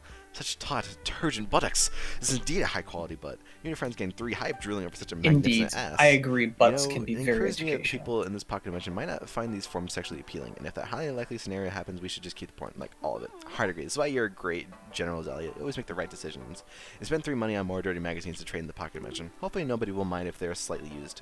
Wink. Burning buildings, screaming people, and eardrum-shattering roars. There's no question about it. A kaiju is attacking the city. I'm not sure why you decided to visit the city, obviously experiencing a deadly event. But then again, I don't know why I even expect logic from you anymore. Nevertheless, you now need to protect yourself from death by a giant reptile. What do? Fight the kaiju, evacuate the city, or accept your fate. Progress through 3 stages by always picking options tied to a high resource. Oh. No, I'm good. Let's fight the kaiju. One convenient scene transition later. You're Old suddenly in City Godzilla Hall. came walking in town with old Godzilla. Godzilla got past the beginning attack, but didn't expect it to be blocked by old Godzilla. I love it. Fight the kaiju. I've gathered the city's greatest minds and these random tourists for some reason to discuss solutions, says the mayor. What can we do? To use bombs, the military general says. We're flush with nukes. The kaiju is just the excuse me to blow shit up again. I like this guy. I like how his whole unhinged vibe. Let's put a pin in that, says the mayor. Scientists, do you have any ideas? Where did the kaiju come from? Well, says the scientist, it's possible that all the untreated radioactive waters waste in the water supply mutated a lizard into a giant killing machine. Damn, it isn't the consequences of my own actions, says the mayor. Just tell me how to kill the damn thing. Kill the kaiju, gasped the scientist. Why would you want to do that? Kaijus are awesome. Oh, you know what would work? Fighting fire with fire. Let's sick another kaiju on the first kaiju to kill it. Won't that cause undue harm to the civilians? The mayor says. Does anyone here have an idea that won't kill thousands of innocents? I've tried offering the kaiju a free pizza if it promises not to stomp on anyone. Okay, looks like the kaiju versus kaiju thing is our best bet, but where are we going to find another kaiju to sick on the first one? Hey, for some reason you know exactly where. You just need to call Hyperion, the hungry hippo of Hyper Hope. Bring a skyscraper to life so the buildings can get their revenge after decades of the kaiju's tyranny. Oh, that's a good one. Both of these, I don't know if they'll take magic. But I don't know, I feel like... Oh, you better hope none of them take soul. I know. Game over, dude. Game over. We'll go with the hungry hippo. Hyperion, the scientist guys, but that's just a legend. Nobody even knows if it exists. We're in movie logic territory right now. Everyone knows that if a movie character says something just a legend, it's usually true. Time for a hippo hunt. Which takes you to a Hyper Hope Island, where it's said that Hyperion and other giant hippos have battled for centuries to consume the most balls. Don't ask me why they fight over and eat balls. Ancient legends are fucking weird. And Hyperion finds you first. It towers over you, blotting out the sun, and booms, "Do you have any balls?" Yeah, I got 2 of them. Wait, you're not gonna eat them, are you? Y'all lure Hyperion back to the city with the promise of many balls to eat. The kaiju and Hyperion size each other up. Give me your balls. Make me, says the kaiju. Hyperion tackles the kaiju. An action-packed battle ensues. It would cost like triple this game's budget to show it to you, so you just have to trust me when I say it's very, very awesome. At the most dire moment, it seems Hyperion is beat. It falls on its back, perhaps never to rise again, and cries out, "Brethren, I call upon your strength. Feast upon these balls." Gon shakes as 3 more giant hippos come out of the sea. The hungry hippos Hyperion eternally fought come together to defeat a greater foe. Hippos form up like Voltron to kill the kaiju. It fucking rules. Afterwards, the hippos feast on the kaiju's balls, but they're still hungry afterwards. Satisfy the appetites of playing a giant game of hungry hippos. It's hella fun. You gain 3 hype. You lose 3 stamina because it takes a lot of giant ball of food to appease the hippos. We're good. Okay, Soul. then. We Yeah, could use maybe we should do that. Well, Polly, are we bad people? My soul feel empty. we're gonna fix that. In the middle of the desert, ravers and partygoers have gathered to dance their cares away. You're drawn to some blurry figures of a crowd. In the crowd, ethereal beings who look like they were made out of party. And it is Polly's just, oh my god. As you behold them, you wonder, how should you milk the vibes of this rave? I mean, they're just ghosts. Find the best rave spot, since we need soul. You're all searching for the best spot to party when you're approached by 3 smiling spirits. Polly, you made it to the rave. I'm so glad you're here. Yes, it's great to see you. Scott, Zoe, meet Summer, Macarena, and Cheese. The great ghosts of parties past, and oh boy, do they know how to get down. You bet. It's our unfinished business to make sure you guys dance, drink plenty of water, and have a bitchin' time. That's awesome! We're good, just trying to find a good spot to party. Finding the perfect spot is so important. You gotta find the middle ground in the party where it's not like overcrowded, but you're also not dancing alone, you know? You also want to be close to the bar to order drinks, but not so close that you're standing in beer and piss all night. Ew. Also, consider proximity to the DJ. Not so close as... Okay, we get it. Jesus. Question, Ken, do you know what DJ stands for? Disc jockey. Yeah. Edge Edge come taught on. me that. You didn't know what DJ No. stood for? Oh my god. Say Well, I mean, Edge taught me that, like... Do you know months what a ago. VJ is? Video jockey? Yes. Okay. Now, what's a BJ? What's a BJ? Yeah. A boomer jockey? Banana jockey? You know, like what? I can't tell if you're actually on the same line of thinking or if you're trying to dance around it. No, I'm thinking banana jockey, like, hey, look at my fancy swimsuit. Oh, like a banana hammock. Yes, exactly. Oh, it's a banana jockey. Yeah. What? Why are you embarrassing me? I'm not embarrassing you. I'm not even there. Charles got the best commentary. Yeah. So what does a BJ stand for? Blowjob.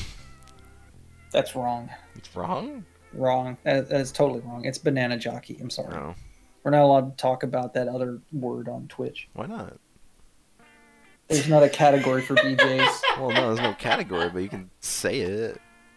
I don't know. We're about to go off the air. They're watching you. Yeah, sure. They don't fucking care. It'll probably take like 30 to 60 minutes to find the sweet spot, but don't worry. It'll be worth it when we're partying in that spot for the next 72 hours straight. All right, I'm ready to take this journey. What about the spot next to us? Is it a good place to start? The ghosts of parties past examine the spot with some rulers, levels, and barometers, making calculations. Holy shit! This is it! It's the perfect spot! It's like the perfectest of the perfect spots. Give me a hug, puppy boy. You're the bestest. Scott beams and wags his tail. Then, suddenly, he clutches his stomach. Oh, I'm sorry, guys. I got so excited that the spot I made... Maybe you have to pee. Scott, don't pee on the spot. I couldn't finish this sentence because I just felt so bad for Scott. Scott, don't pee on the spot. Yeah, I was wondering if he was gonna spin around 3 times and then pee. No worries, buddy. Want me to take you to Buddy? the porta potties so you don't get lost? No, I can do it alone. I got a good sense of direction. You guys enjoy the perfect spot. I'll be right back. Scott leaves, and you party hard. You party so hard, an hour has passed before you realize he still isn't back. Shit. Should you try to go find him? Rookie mistake, my dude. If you leave the spot, there's almost no chance you'll find it again. We can't just leave him, though. Surely you can come up with a creative solution to find Scott, Zoe. Start a conga line in the perfect spot. Dance your way into finding Scott. You can later trace your way back to the conga line's origin point. Or you can hire Wyatt Solomon, hard-boiled party detective.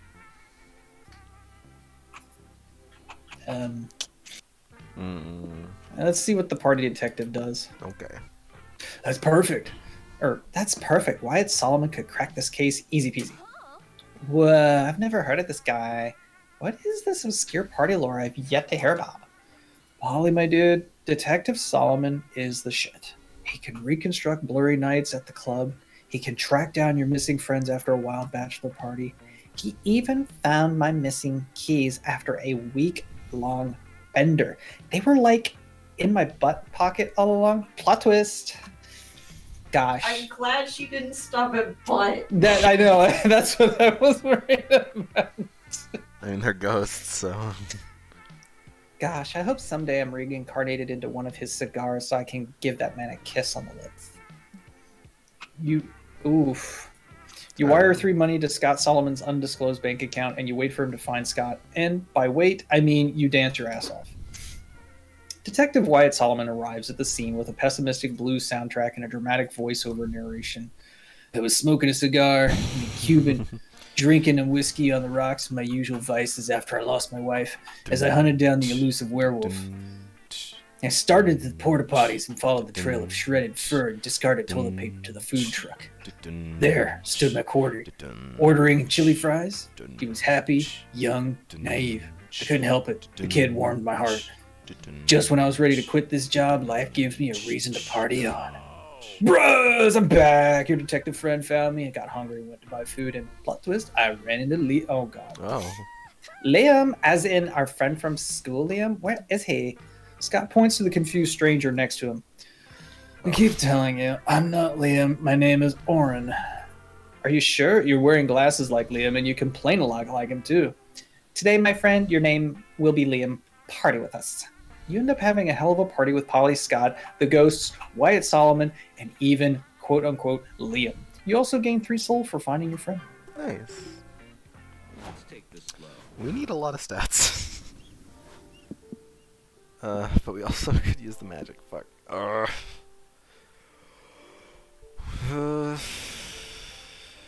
Will. What turn are we on? Okay. How many turns do we have? If we, I think we'll be good. If we, yeah. How So many this is the turns last do one. we Yeah, have? if I get the magic, then we're good. Then we win. Okay. Yep. And we can't lose because I think we can only lose 3, and we're good and all that. So if I get the magic, we'll have. Wasn't 3 the magic at the flying 20 saucer? No, it's here. Okay. You pull into what you think is a gas station, but honestly, this could be a space station for all you know. So this place is high-tech as hell. Do they even service regular vehicles? Well, I wanted to find out. What do? Fill the car's tank.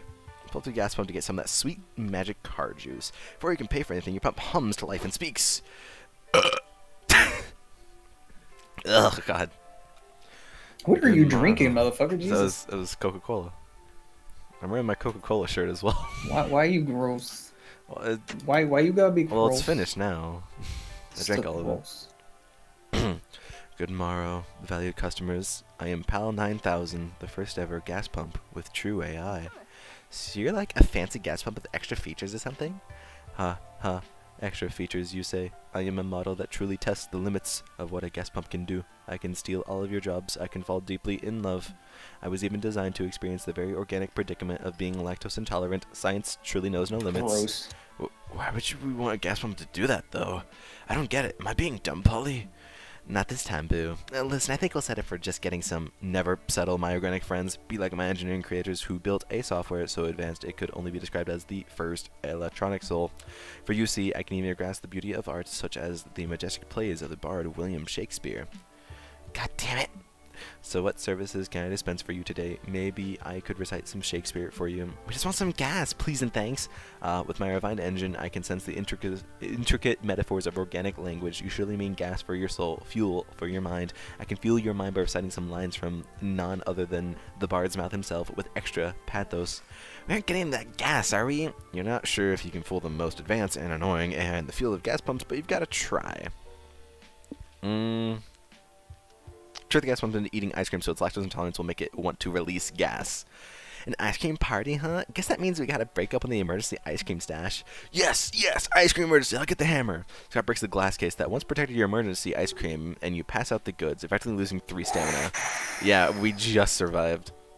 Ice cream, such a mysterious treat for organic life forms. I've heard so much, yet I know so little, for I can read 1,000 pages of content per second, and yet I still choose to read all of Shakespeare's works on a loop. Should I indulge myself with this exotic delicacy? You know what, my friends, unlike Hamlet, I will not be plagued by indecision. Smear that cream on my pump. Okay. Yeah, you wish that had been worded a little differently, but alright. Stick the gas hose in a pint of ice cream. I feel funny. May it be that ice cream is made out of milk? No, silly, it's made out of ice and cream. It's in the name. Actually, yes, it's pretty much made entirely out of milk. Egads, it seems my lactose intolerance feature will finally be made useful. A tragedy in the making, only comparable to the tragedies written by... We get it. Oh, no. Oh, dear. Would it trouble you much if I relieved myself in your gas compartment? Sure, bro. There's no shame in passing a little gas. I fart all the time. Yeah, unfortunately, I can confirm that's true. Knowing that gasoline is basically just gas pump farts doesn't make you very happy, but at least it worked. Take 3 magic, and don't think too much about where it came from. Yay! Yay. At least it wasn't money. What's our strategy here? Alright, well, Does it matter? not really. Time to chill out. Yeah, I'll just talk to Aravi again. Let's choose wisely. It doesn't matter because we won, so. Ugh, so many choices. Dr. Ravi, Hey, Brian, you want to talk? I was kind of hoping to do inventory and sharpen all my great axes tonight. All her great axes? How many can she possibly have?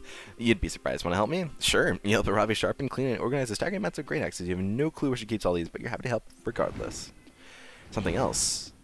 Yay! We bonded with Ravi, but we didn't do the other second thing, which I don't know what it is, because it's just question marks for me. But, you know, we bonded with Ravi at least. And we get to go to... Road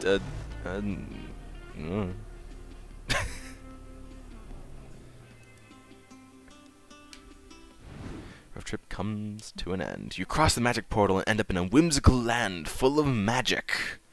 Apparently these domains were created by a powerful spell years ago. What was the purpose of the spell? To imprison an ancient evil? To produce a source of power? To build a very big storage room? You may never know. You only know one thing for sure. You're here now, and you're ready for a big adventure. This is where your road trip ends, but a whole new journey begins. Good thing you have the best adventurer of all with you, Ravi Mishra. She knows how to cook stuff that's actually edible, that is. She has like 40 different weapons with her. How she carries them all is a mystery to you. She has protagonist energy and bulky plot armor, which may keep you away from actual danger. Chances of survival are way higher than if you were only here with Polly and Scott. That's for sure. She was born to be the star of a quest like this, but that might be good. Being the supporting character of someone else's journey for once sounds quite okay. Nice. I didn't realize that Ravi would fit in with this, so that's pretty cool. Yes, you did it, and what's more important, you did it together. This has been the ultimate feat of friendship and teamwork. Such, your friendship has officially ascended to the next level. Oh, it's you. Whoops, it was making me do it. Okay. So loud. Yeah, you heard me right. Now your friendship is next level, so you must do the following things. Come up with a very secret handshake only for the people present today. Buy something cheap and silly for all of you to keep as adorable mementos of this day. If you write a review for this game, they help a lot. Include an ode to all the ways in which the other players were awesome, essential to the victory. What was it with Monster Prom where... It was like... Was it also a Gary? Jerry. Yeah, I think it was Jerry or something? Yeah, oh my Jerry God. Or Gary, yeah. At last, but not least, promise you will invite each other to your respective weddings if applicable. No, wait, you will ensure you'll be each other's best man, maid of honor, distinguished guest. Fuck any previous meaningful relationship. This is the important one now. Do I not get to go out with Ravi? Okay. And you are forced to give the best speech ever for each other. It must be funny, intimate, emotive, and include at least 7 references to this epic road trip, and 3 inside jokes indecipherable to anyone who wasn't here today. Ultimate friendship. Oh, here we go. Fondest memory isn't of dream dominions, but of a calm night you spent alone with Ravi. It was just the two of you, there, in silence. What are you looking at? Did you stab her with I was looking at you. sword? I like doing that. Look at you, so cocky, so brave. I'm sure you're not so brave to tell me 3 things you like about me. See, not so brave anymore. Then you told her 3 things you like about her. Like, really, go ahead and say 3 things you like about Ravi. I don't know. Ravi's wow. They're nice. I mean, they're not Keep going. entirely. I feel like Come on, Foss would Hubert. kill me if I said anything. Foss isn't here. She's got nice looks. Physically, she's attractive. She's very brave and doesn't back down from anything. And to a stubborn degree, yes. To a stubborn degree. And She's really good at polishing swords. she's very good at polishing swords, yes. She listened to what you said. If she'd blushed anymore, she could have very well died of all of her blood rushing to her face. That was nothing. I could do that too. I like your stupid face, the stupid things you say to me, and stupid confident seem to be in your own skin, you stupid ass. Stop looking at me like that. You think you're so brave? I bet you aren't brave enough to kiss me. Ravi is right. You're not necessarily a brave person. You have your own insecurities and fears. Everyone does. But look her in the eyes and choose to brave this. Yeah. We did it. Dinky dink. Yay. I don't know what the dinky dinks mean. The jinx means, you know, you did the things, because I've done about half of the endings, which is surprising. I have 0 out of 62 good endings. Oh. But this is only the second time I've played, so. True. True. Well, we still have time to do something else. It's only like half of the stream. What do you technically. have in mind?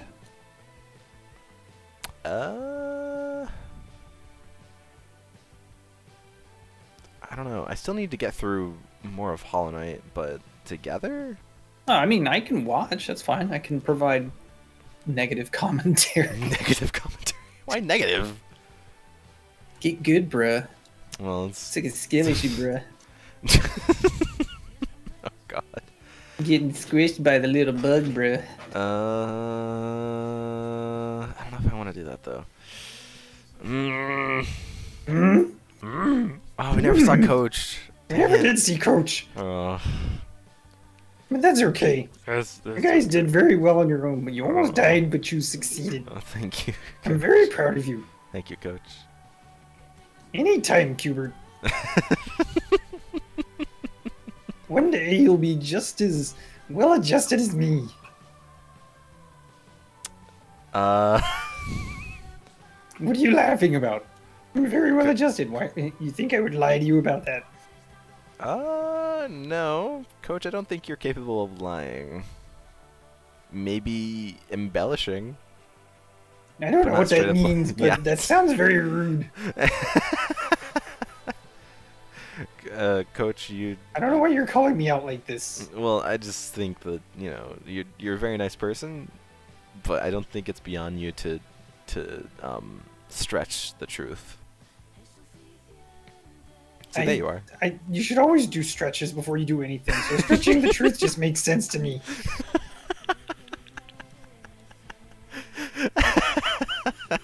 What? What's so funny? Stretches are important. If you They're- pull your back out, you're gonna have a bad time. They're very important.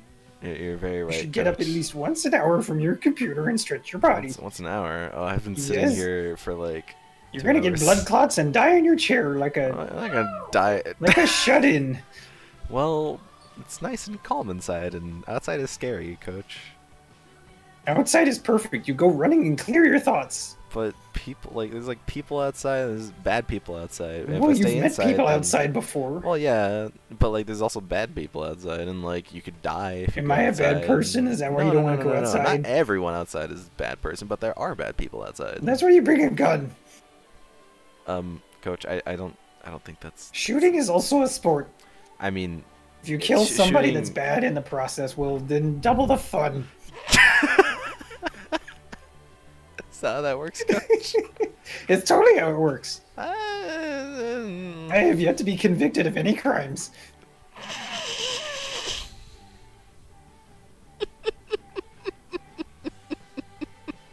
Also, you're innocent if you don't get caught. Coach, do you have something you want to get off your chest? I have nothing to get off my chest. I'm just giving you tips on how to survive life.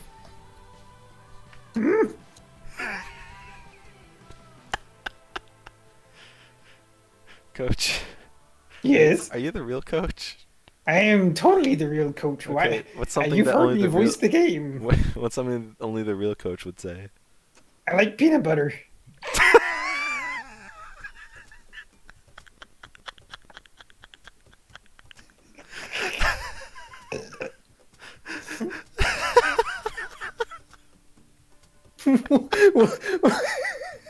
What made that so funny? I wasn't expecting it. It's something so simple, but I wasn't expecting it. It's the first thing that came to mind. Oh god. That was weirdly really So, funny. speaking of which, do Yeah. you want to hear a super secret joke about peanut butter? Secret joke? Super secret joke about peanut butter. Okay, you tell it while I figure out a game we could play. I can't tell you because you're gonna spread it.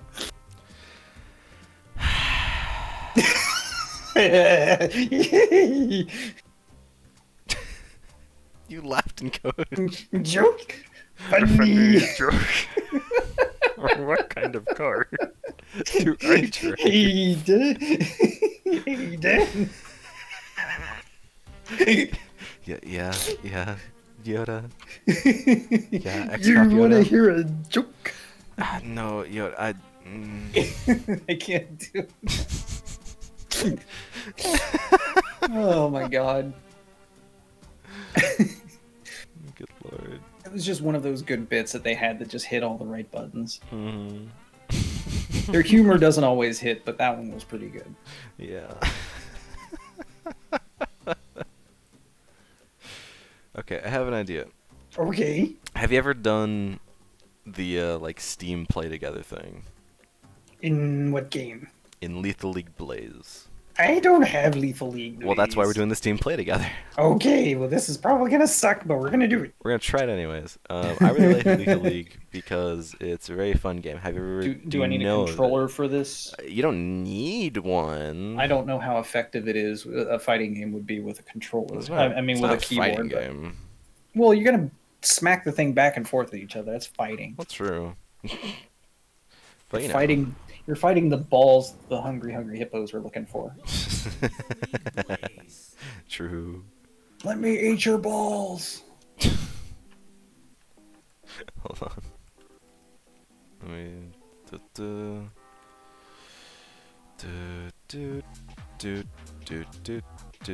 Click, click, click, click. Invite anyone to invite. Playing Adventure Capitalist. Oh, hold on a second. I can fix that. Boop. I mean, you don't. I think it's fine if you have it in the background. I think. Well, just to be safe. Okay.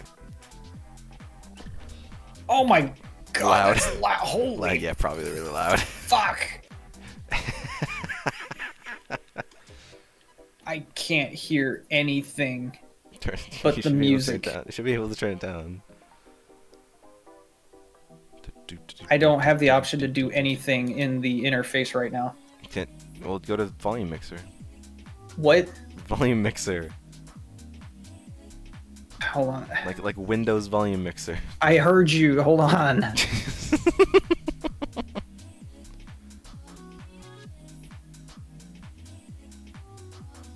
Okay, I had to turn it down to 1. Jesus. I was deaf for like 20 seconds. All right. Do you have a controller you can plug in? Yeah. Hold on a Okay. second. Okay.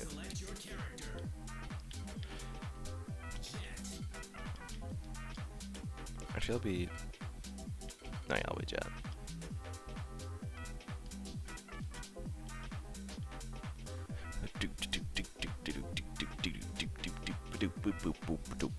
So have you ever seen Lethal League Blaze before, or at least any of the? Well, there's 2 Lethal League. I've only games. seen it like once or twice. Yeah. So it's basically a mixture of soccer, dodgeball, yeah, and like kind of a fighting game. We have health, and you know you're supposed to hit the ball back and forth, and don't get hit by the ball as well. So yeah. So there's actually a decent amount of characters. How many? There's 10 characters, I think. That 1, 2, 3, 4, 5, boombox 6, man 7, has 8, 9, has an 10, 11, 12, unfortunate 12. crotch. Well, I mean, you know. So pick whichever one fancies you the most. Each one has different abilities, and each one has a different movement thing to them. Like, Please take your finger off my crotch. sorry. Well, like Jet can hover in the air. Candyman can go like he can like teleport from one side of the arena to the other. Raptor can, I think, like stick to a wall. Anyway, blah blah that kind of thing. So we'll just we'll go to this map. I don't know if Doombox was the best pick now that I think about it, because he's the biggest boy, but he does hit the hardest, so maybe it's good. We'll see. So, yep, normal buttons. X is to hit. B is to bunt. Oh shit! Oh fuck! I have no idea what I'm doing. I mean, you got me, is what you did. Okay, yeah. So, Y is also you can grab the ball and throw it. Out, yeah, like that. And oh, well. So one thing you can also do is if you eventually, if the ball keeps going for a bit and it starts like, whenever you hit it, it like stays in the same section kind of. You can, I don't know exactly how to describe this. You can do like a counter. It's. So we'll keep hitting the ball back and forth as best we can without getting hit.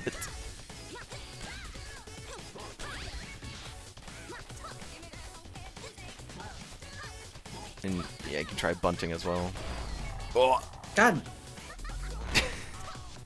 getting fucked. It's okay. Oh, Well, okay then. that was my fault. But so what you'll do is like something like there, yeah. Like if it really stalls for a little bit after you hit it, then you hit B, like there. You see that little like swirl around the ball? Basically a counter. So if you try hitting the ball, it would knock you back. Does that make sense? I think so. Okay. Do you want to rematch, which is same It character, doesn't same matter. stage? Yeah, or- yeah, I don't know. I'm only. Well, feel free to try out some other characters as well. Doombox is big boy, so he's got lots of mass and kind of loses a little easily, but he can hit pretty hard. Toxic is pretty good. Oh great, small stage, but you know, it'll work. Is the connection for you pretty good, by the way? I think so. I'm not really sure on the Fuck. latency. There's a little bit of stutter from time to time, but I think it's pretty good. Okay, that's good. Hopefully it stays that way, considering my internet yesterday. I don't know if you were there, but the art stream was cutting in and out the entire stream. It was not fun. I have no idea what I just did, but Are you Get doing fucked. good? This game can really get crazy if those playing can rack up a high speed. Oh, that was my head. yeah, it was.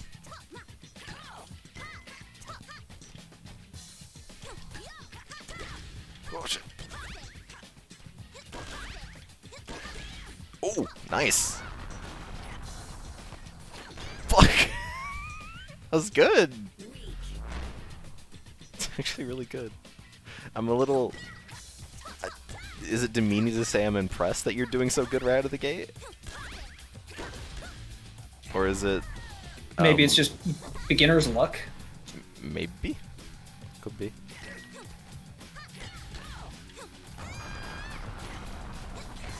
Oh, Oh, Jesus. yeah. It can be rough too.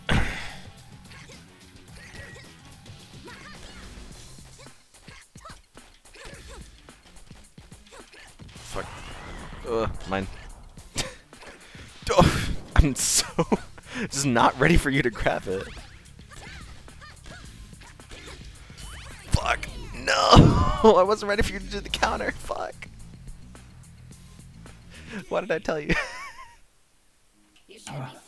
Nah, it's good. Yeah, that I you told should be flattered. Candy Man. That's obnoxious.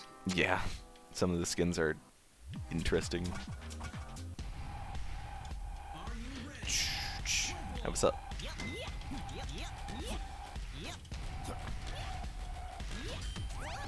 Nope. Try. You just trying to grab it? Oh shit. Oh, Yeah, I did not do well that round. it's alright. Burst 2. Mine. Nope. Okay, guess not. The original Lethal League. The original Lethal League is still pretty good, but Lethal League Blaze just is also extremely good. I don't remember ever doing the story of the original Lethal League, and I don't remember if it even had a story. But this one has a story. This one has more characters, 3D models instead of 2D. I mean, the 2D sprites are also really good.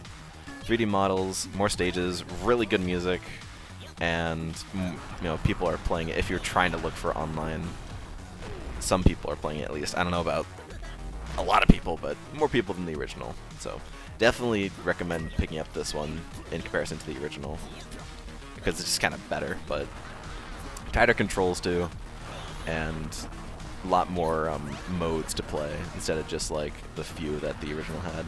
Better watch out! Ah, There was no escape from that. yeah, There was no escape from that. it's okay.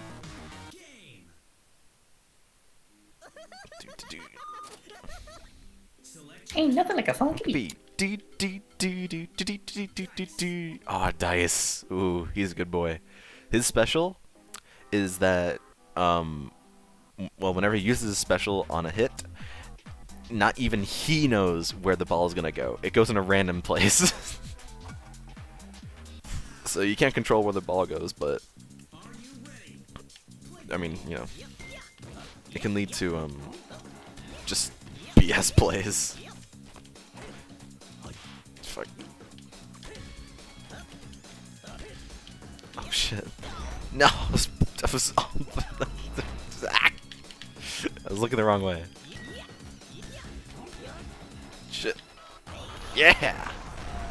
Oh. Right in the head. Bonked your head.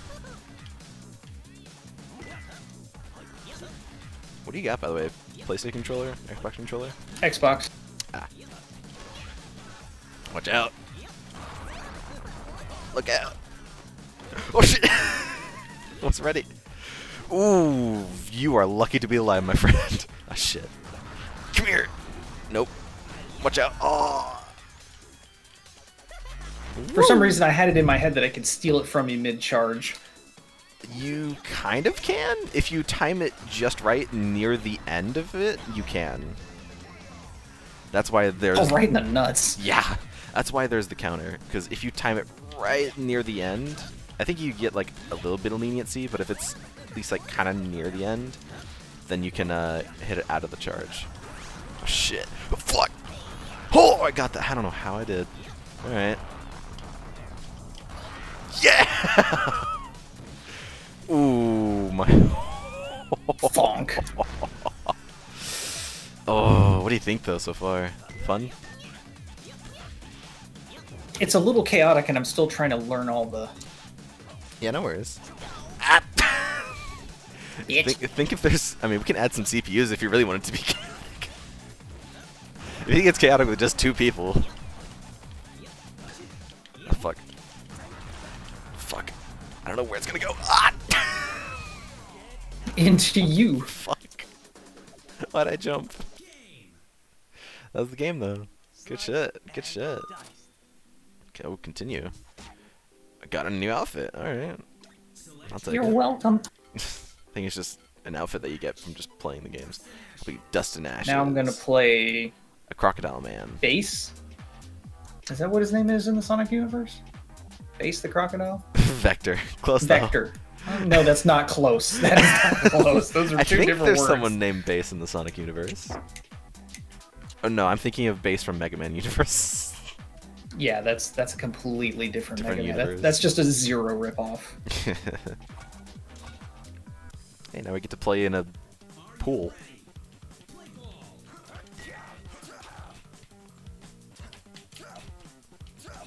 Fuck. Ah.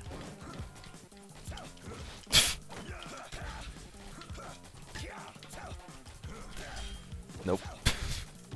You don't get it. But hit it, please. Okay, well, I mean that Oh, I works was trying to too. grab it, but Yeah.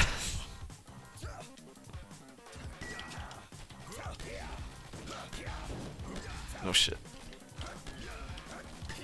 Mine. How did I hit that? Alright. I should not have jumped. It's okay. I did I'm that too. wondering if there is a bit of delay when trying to grab things. There might be, but that's probably just because of the remote play. Fuck! That was out of nowhere. Mine.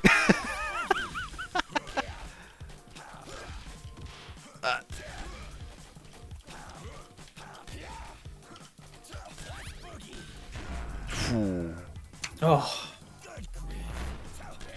Bonk. Hi, how you doing? Ah.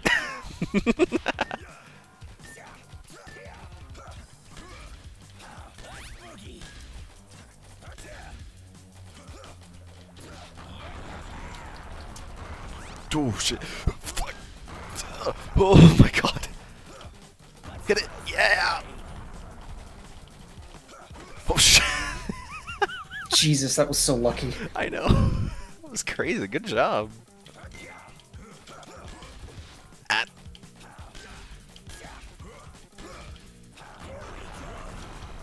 No. I did not mean to move there. Yeah, it's Jeez. okay.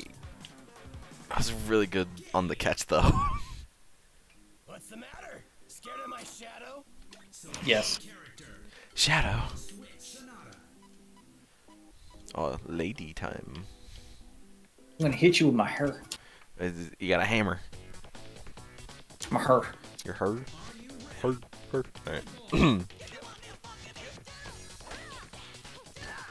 Get down. Ain't nothing like a funky beat.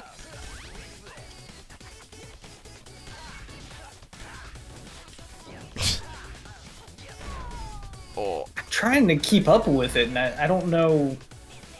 I don't know if that's just me or if I'm just. Or, Can't get me up here.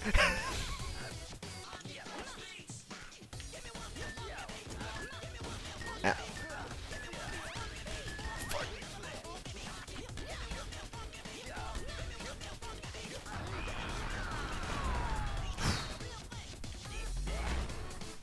Ooh.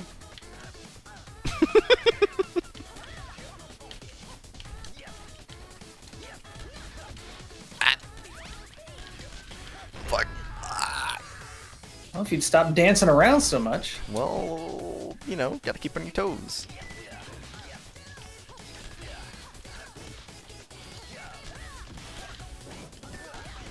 Oh my god, good job.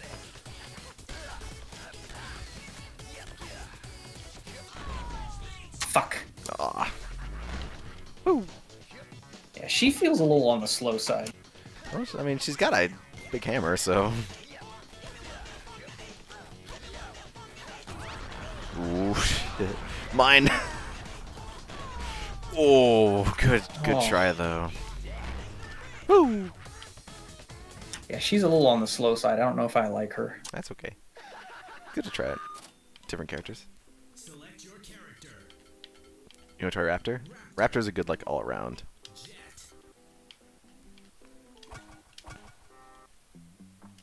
Like an all-round deep nut. Got him.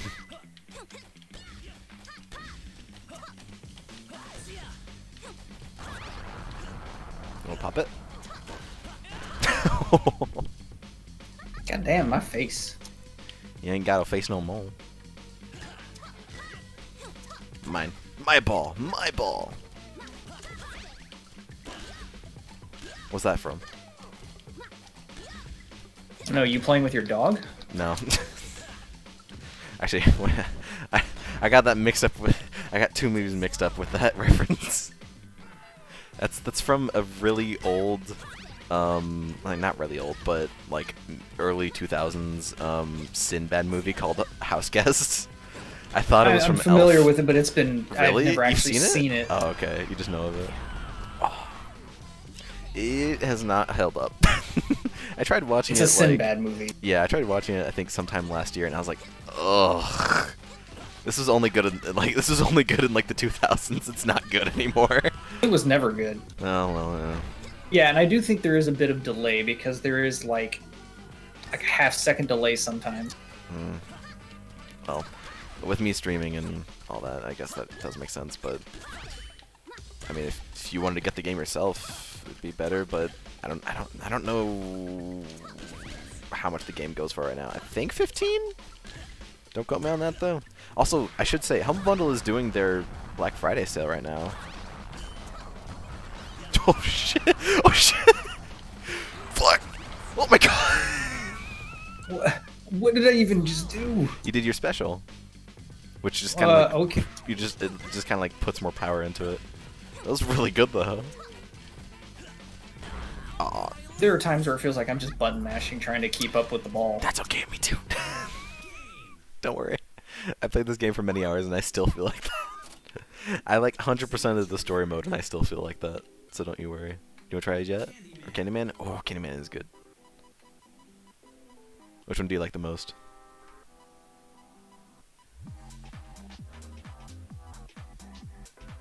That There. one? Okay.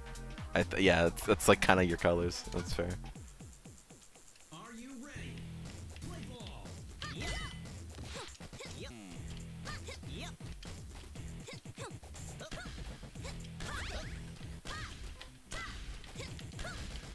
Come your way. Oh shit! Nice.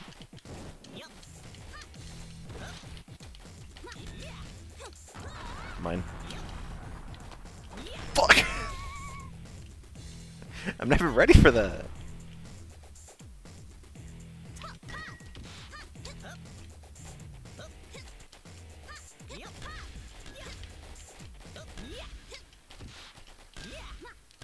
I just thought of something. What is your stance on so bad it's good movies? Those are usually personal preference. Okay, because I briefly mentioned The Room earlier, which is a very notorious so bad it's good movie, but I was also thinking of another director called Neil Breen, who has made a lot of so bad it's good movies. Because you can just fucking poke fun of it. And I don't know if you'd ever want to watch one of those sometime. Whoa. Fuck. Damn it. Timing is so hard. Yeah, you'll get it though.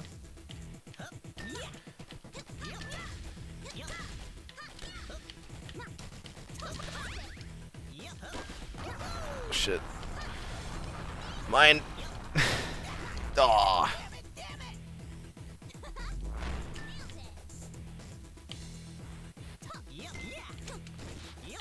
Ow.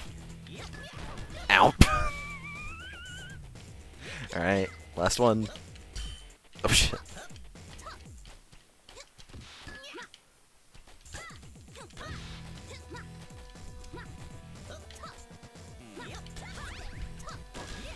Shit. Get up. Thank you.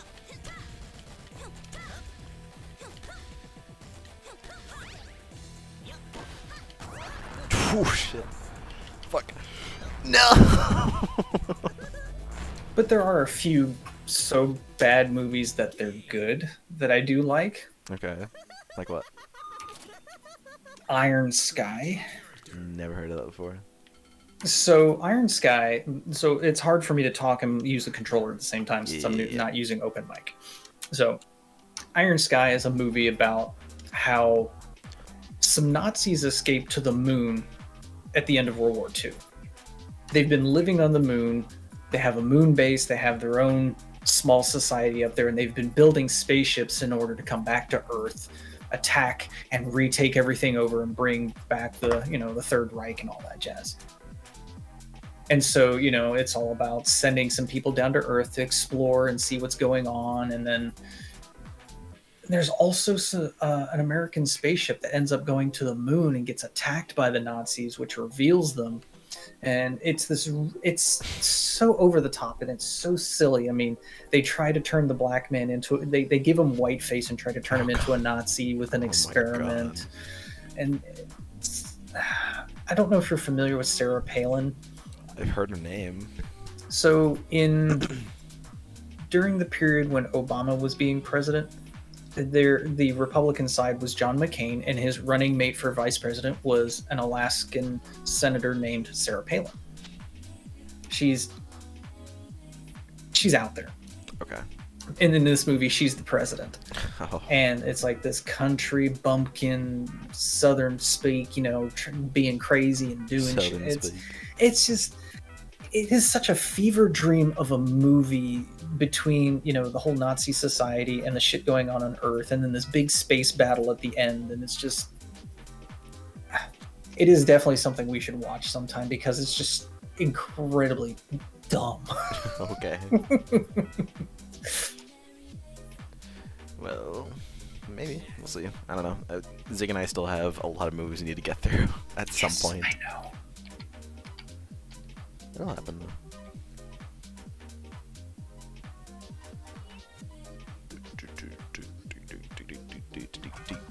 Alright. Ready? Play ball! Fuck, I didn't even hit it! Just cheat. Can we hit this fucking thing?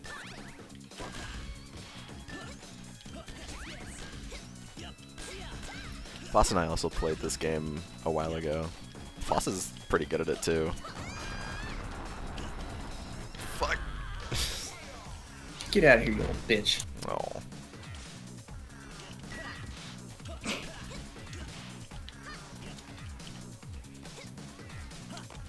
Fuck.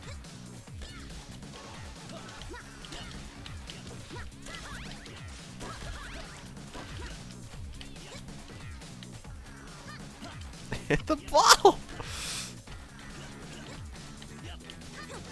Oh my god. Oh, well, I mean, that Oh, I was works. trying to. Yeah. It's so hard to grab it.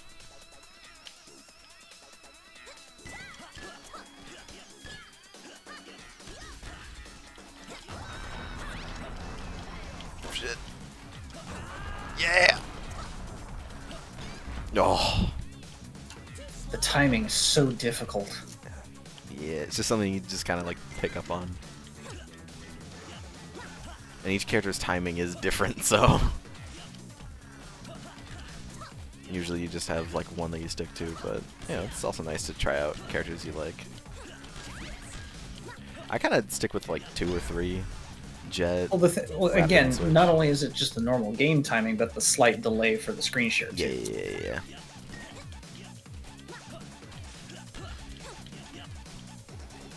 Come on. Fuck.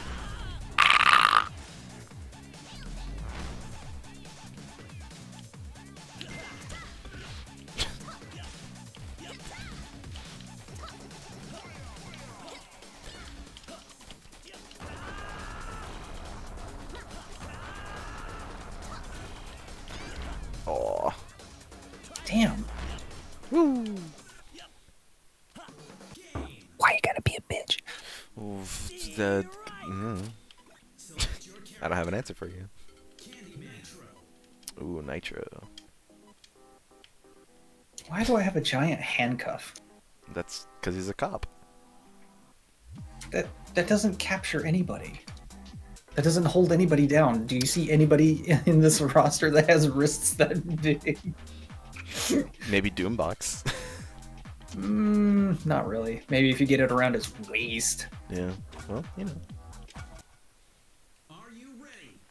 Play ball. Interesting start.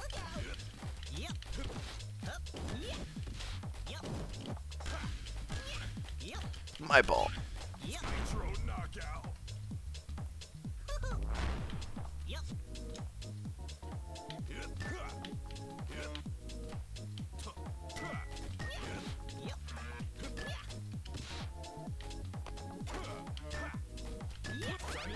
Oh, fuck. No, I want the item. No, let me. No! What was that? I don't know. I never had that before. Shit. Blech. My ball. Arr. No. Nitro's on the scene.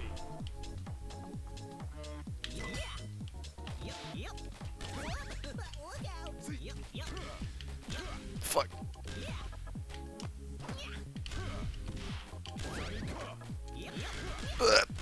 Okay. I'm okay with that. Fuck. Hit the thing. Oof. Ooh. That was dirty. I felt bad about that one. Nitro's on the scene. Ow. Every time.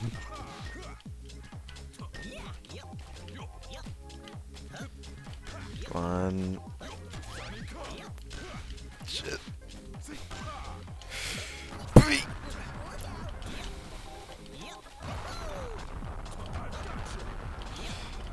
No. Timing was off. Shit. Yeah. You did pretty good though. With Nitro even. You have the right to remain defeated. You have the right to Yeah, remain sit defeated. down. Okay. Well. Oh. Why do I look like a Scarecrow reject? I mean, not wrong.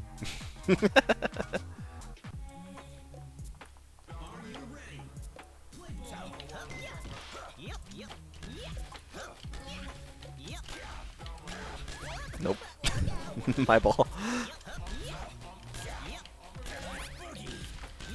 Nope. My ball. No shit. Fuck. Hit it. Yeah. Ooh. Oh, geez, I couldn't even see that thing. It just Yep. 'Cause- teleported. yeah, it does. That's my special. It teleports through walls. Oh.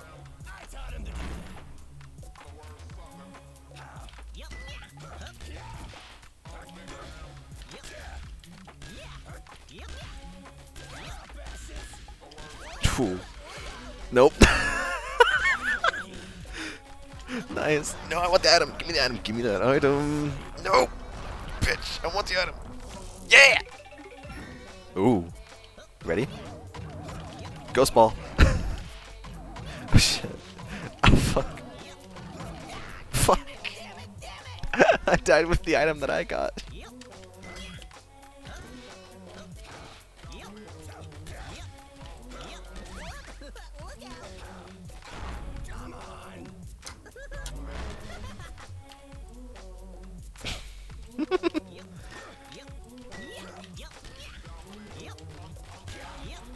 Fuck.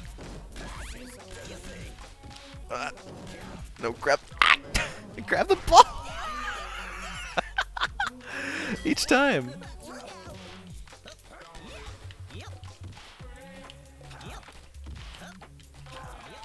I wonder how well you do against Foss, actually. He'd still kick my ass. I have, because of my minimal experience. Sorry, I was trying to talk and... No, you're good. Whee. Yeah.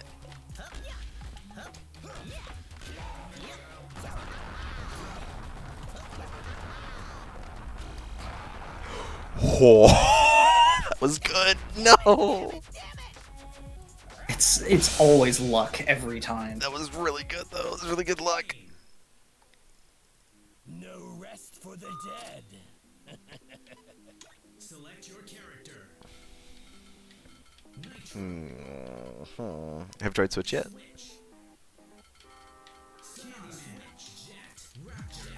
So I'm like Bender. Yeah, if Bender ever that's learned cool. how to skate. Fuck, I'll be. Do I want to be Dice? Sure. I think we've gone to every place. Yeah, we have. Well, we'll go back here. Are you ready? Play ball.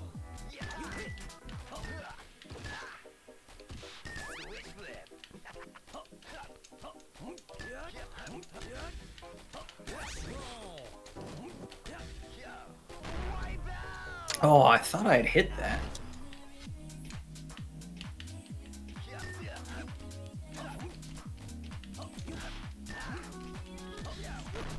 Oh fuck. Ah, God. Alright. That's how you want to play. Ah.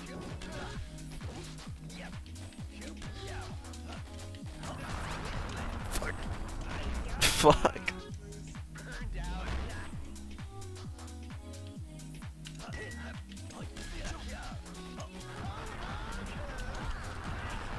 Ooh. Oh fuck.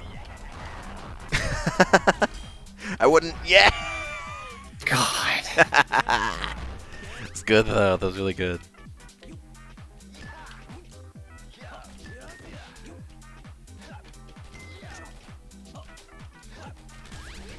Ow. Ow. Nope. Nope. Oh fuck. Hit the ball. Ah! No. Dang it. You're actually really good. That makes me kind of upset because I play through so much and being bested. Ah!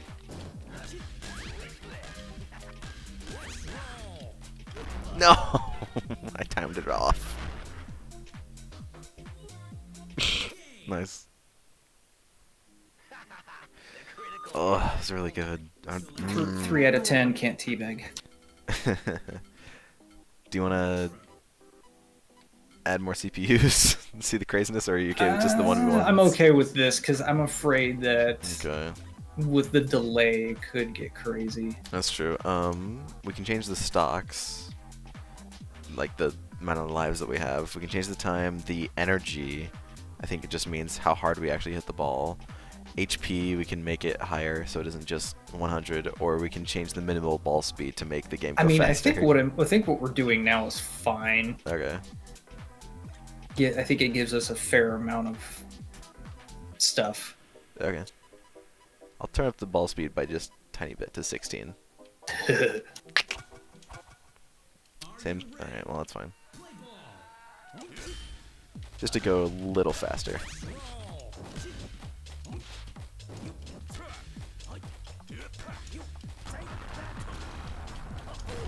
Ooh.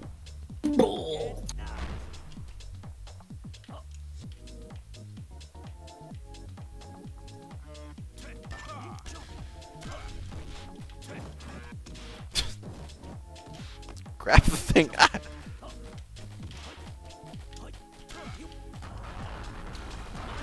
Oh shit. Shit. Ooh. Mine. Oh my god. Oh. I could not tell where anything was at that point. That's okay. Oh yeah, you can also taunt if you click in your right stick. But of course it leaves you open for a little bit. There you go.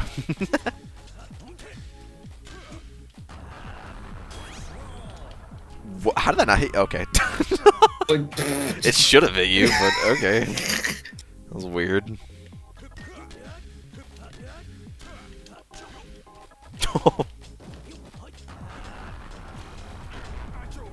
Jesus, I just got my ass wrecked. Woo! Dice ain't playing around. Sliced and diced. Select your character. I'll be toxic.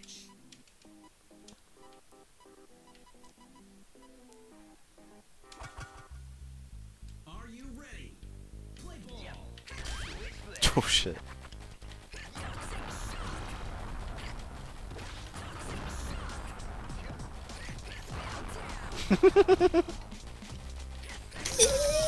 Yeah, I know. I know. I know exactly how you feel. But it's so much fun.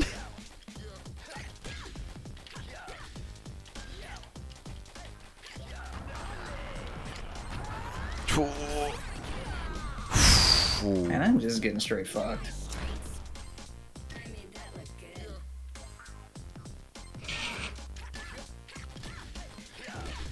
Sorry, I've got the download. I don't know. Ah, okay, maybe not.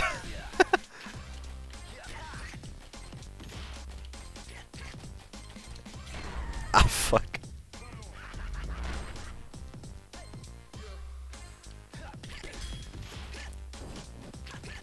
Bonk. Alright, what, Wes?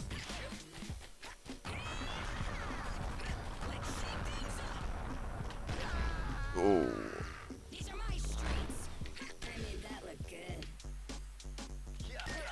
Oh, the stutters. Oh my god. Oh, is it stuttering?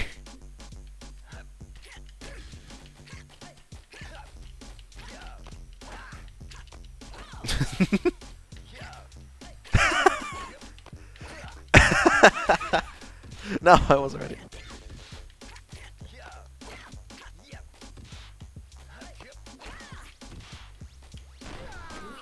Oh god, I was turned the wrong way. So what if I got on that Steam multiplayer thing with you? I mean, then we could do 3 people if you wanted.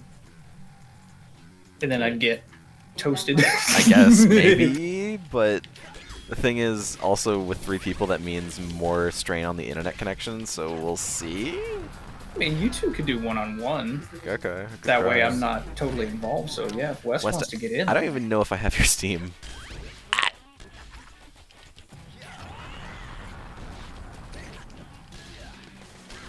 Nope.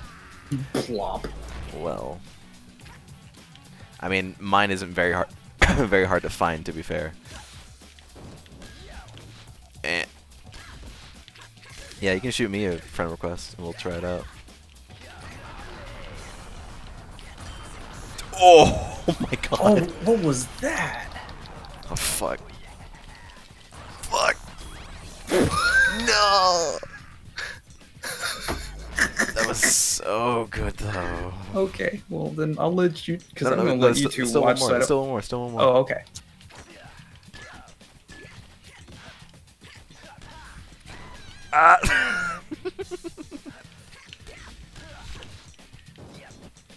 Ow. Pick up the... Hit the... Fuck.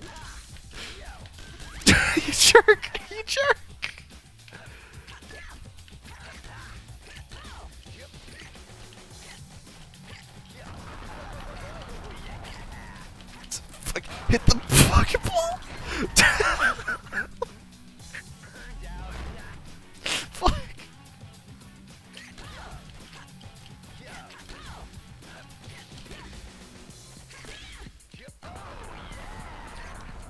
Nope. You have a chance. Oh my god, Ken. No! Oh my god, what a comeback. Jesus Christ. That was really good. That was so lucky. Holy shit. That was extremely lucky. Okay. Okay, well, Let's let me. get West in You here. go invite West, and Yeah, I want to yeah. watch. Okay. I think you have to be online, West, if you aren't already. Alright, now I can try it. Okay. There you go.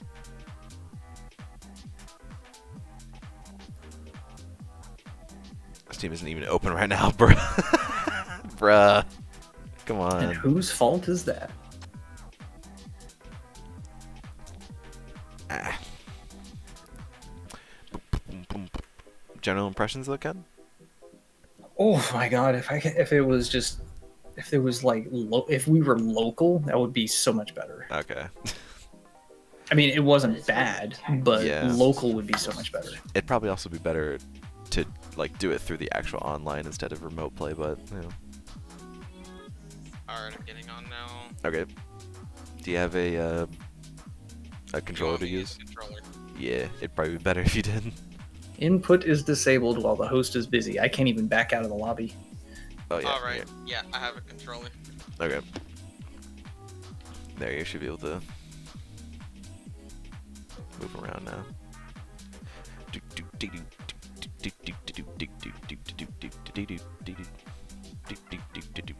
Oh. Now you have to invite West, and I think. And, I already did. Oh, It's just he's getting his controller.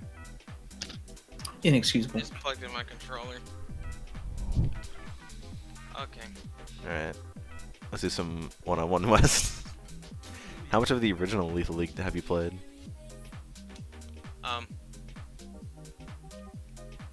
I'll check my hours. Okay. I don't know if that's a good thing or a bad thing. The original Lethal League is a little different, at least in terms of control, but it's not that different. Only 10 hours of Lethal League 1. That's not bad. Well, Lethal League Blaze is more characters, 3D models, more stages, and yeah, that kind of thing. So Yep. definitely have to go here. I've also found that I've never been very good at quote-unquote fighting games. Really? I loved like Street Fighter and Mortal Kombat back in the day when it was a lot Shit. simpler. Shit. This is really good. You smashed the implement. I need you to stop playing like a bitch. Who, me? No, I'm not. You Yes, got, you got money on me or something? I always have money on you and I lose a Oh. lot. Well, maybe you should change your gambling.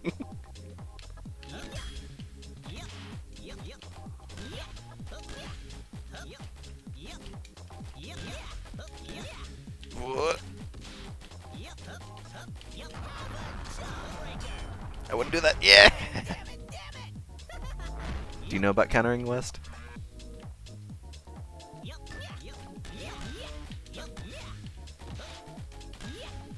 Ordinary day. Mhm. Hey. Yeah, they got such really good soundtracks as well. It's catchy. Yeah. So is Ain't Nothing Like a Funky Beat. Ain't nothing like a funky beat. Dun, dun, dun, dun, dun, dun, dun, dun, dun, dun. Give me that. That's such a good mix. It is. Yeah, the one that was between that and the Sonic Rush song.